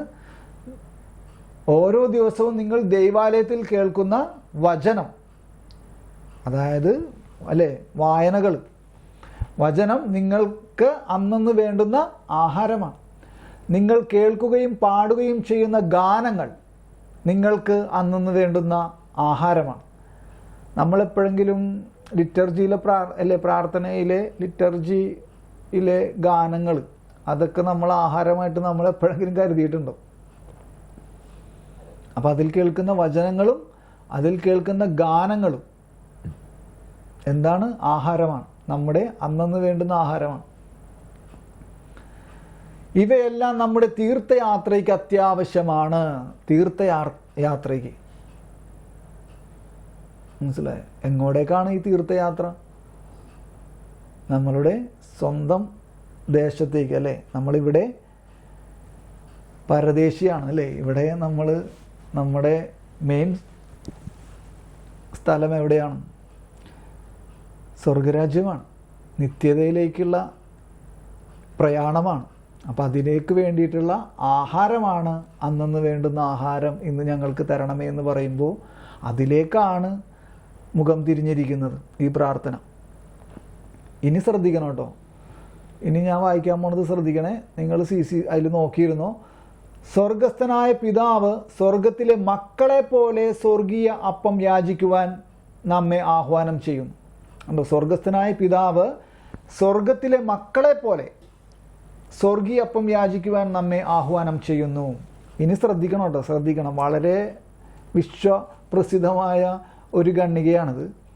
കന്യകയിൽ വിതയ്ക്കപ്പെട്ട് ശരീരത്തിൽ വളർന്ന്, കണ്ടോ മനുഷ്യാവതാരം, കണ്ടോ കന്യകയിൽ വിതയ്ക്കപ്പെട്ട് ശരീരത്തിൽ വളർന്ന്, കണ്ടോ മനുഷ്യാവതാരം, സഹനത്തിൽ പാകപ്പെട്ട്, കണ്ടോ അവൻ്റെ പെസഹ രഹസ്യത്തിലേക്ക് കടക്കണേണ് ഇനി. എന്താണ് കന്യകയിൽ വിതയ്ക്കപ്പെട്ട് ശരീരത്തിൽ വളർന്നു എന്ന് പറയുമ്പോൾ എന്തൊക്കെ രഹസ്യങ്ങൾ അവിടെ വന്നേക്കാം? മനുഷ്യാവതാരവും, ജ്ഞാനസ്നാനം, പരസ്യജീവിതം. ശ്രദ്ധിച്ചോ? മനുഷ്യാവതാരം, ജ്ഞാനസ്നാനം, പരസ്യജീവിതം, ഈ 3 രഹസ്യങ്ങളും അതിൽ വന്നേക്കാം. ഇനി അത് കഴിഞ്ഞിട്ട് പറയാം എന്താണ്? അവൻ്റെ പെസഹ രഹസ്യത്തിലേക്ക് കിടക്കുകയാണ്. പിന്നെ പീഡാനുഭവം, കുരിശുമരണം, ഉണ്ടോ? സഹനത്തിൽ പാകപ്പെട്ട് കബറിടത്തിൻ്റെ അടുപ്പിൽ ചുട്ടെടുത്ത് പള്ളികളിൽ മാറ്റിവയ്ക്കപ്പെട്ടിരിക്കുന്ന അൾത്താരകളിൽ കൊണ്ടുവരപ്പെടുന്ന സ്വർഗത്തിൽ നിന്ന് എല്ലാ ദിവസവും വിശ്വാസികൾക്ക് വിളമ്പപ്പെടുന്ന അപ്പം ക്രിസ്തു തന്നെയാണ്. മനസ്സിലായോ? ഈ ഖണ്ഡിക കുറച്ച് നിങ്ങൾ ഇത് കഴിഞ്ഞിട്ടാണെങ്കിലും ഒന്നും കൂടി നിങ്ങളത് ശ്രദ്ധിച്ച് നോക്കണേ. കാരണം അവൻ്റെ 7 രഹസ്യങ്ങളും അല്ലെങ്കിൽ 8 രഹസ്യങ്ങളും ഈ എന്തിലുണ്ട്?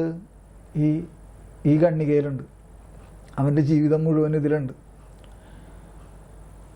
ഉണ്ടോ? സ്വർഗസ്ഥനായ പിതാവ് സ്വർഗത്തിലെ മക്കളെ പോലെ സ്വർഗീയ അപ്പം യാചിക്കുവാൻ നമ്മെ ആഹ്വാനം ചെയ്യുന്നു. കന്യകയിൽ വിതയ്ക്കപ്പെട്ട് ശരീരത്തിൽ വളർന്ന് സഹനത്തിൽ പാകപ്പെട്ട് കബറിടത്തിൻ്റെ അടുപ്പിൽ ചുട്ടെടുത്ത് പള്ളികളിൽ മാറ്റിവയ്ക്കപ്പെട്ടിരിക്കുന്ന അൾത്താരകളിൽ കൊണ്ടുവരപ്പെടുന്ന, സ്വർഗത്തിൽ നിന്ന് എല്ലാ ദിവസവും വിശ്വാസികൾക്ക് വിളമ്പപ്പെടുന്ന അപ്പം ക്രിസ്തു തന്നെയാണ്. ഇതാരാ പറഞ്ഞെന്നറിയോ? 132 സെയിന്റ് പീറ്റർ ക്രിസോലോഗോസ്. ഉണ്ടോ? സെയിന്റ് പീറ്റർ ക്രിസോലോഗോസ്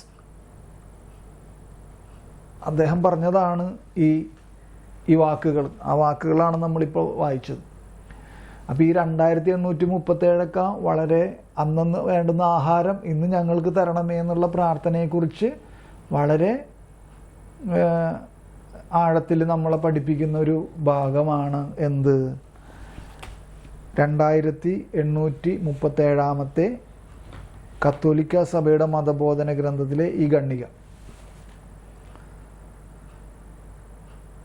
അപ്പോൾ നമുക്കൊന്ന് സ്തുതിക്കാം. Hallelujah, praise you Lord, thank you Lord, praise you Jesus, hallelujah, hallelujah, thank you Lord, praise you Jesus, hallelujah, hallelujah. പിതാവിൻ്റെയും പുത്രൻ്റെയും പരിശുദ്ധാത്മാവിൻ്റെയും നാമത്തിൽ ആമേൻ. വിശുദ്ധ കുരിശിൻ്റെ അടയാളത്താലെ ഞങ്ങളുടെ ശത്രുക്കളിൽ നിന്നും ഞങ്ങളെ രക്ഷിക്കണേ ഞങ്ങളുടെ തമ്പുരാനെ. പിതാവിൻ്റെയും പുത്രൻ്റെയും പരിശുദ്ധാത്മാവിൻ്റെയും നാമത്തിൽ ആമേൻ.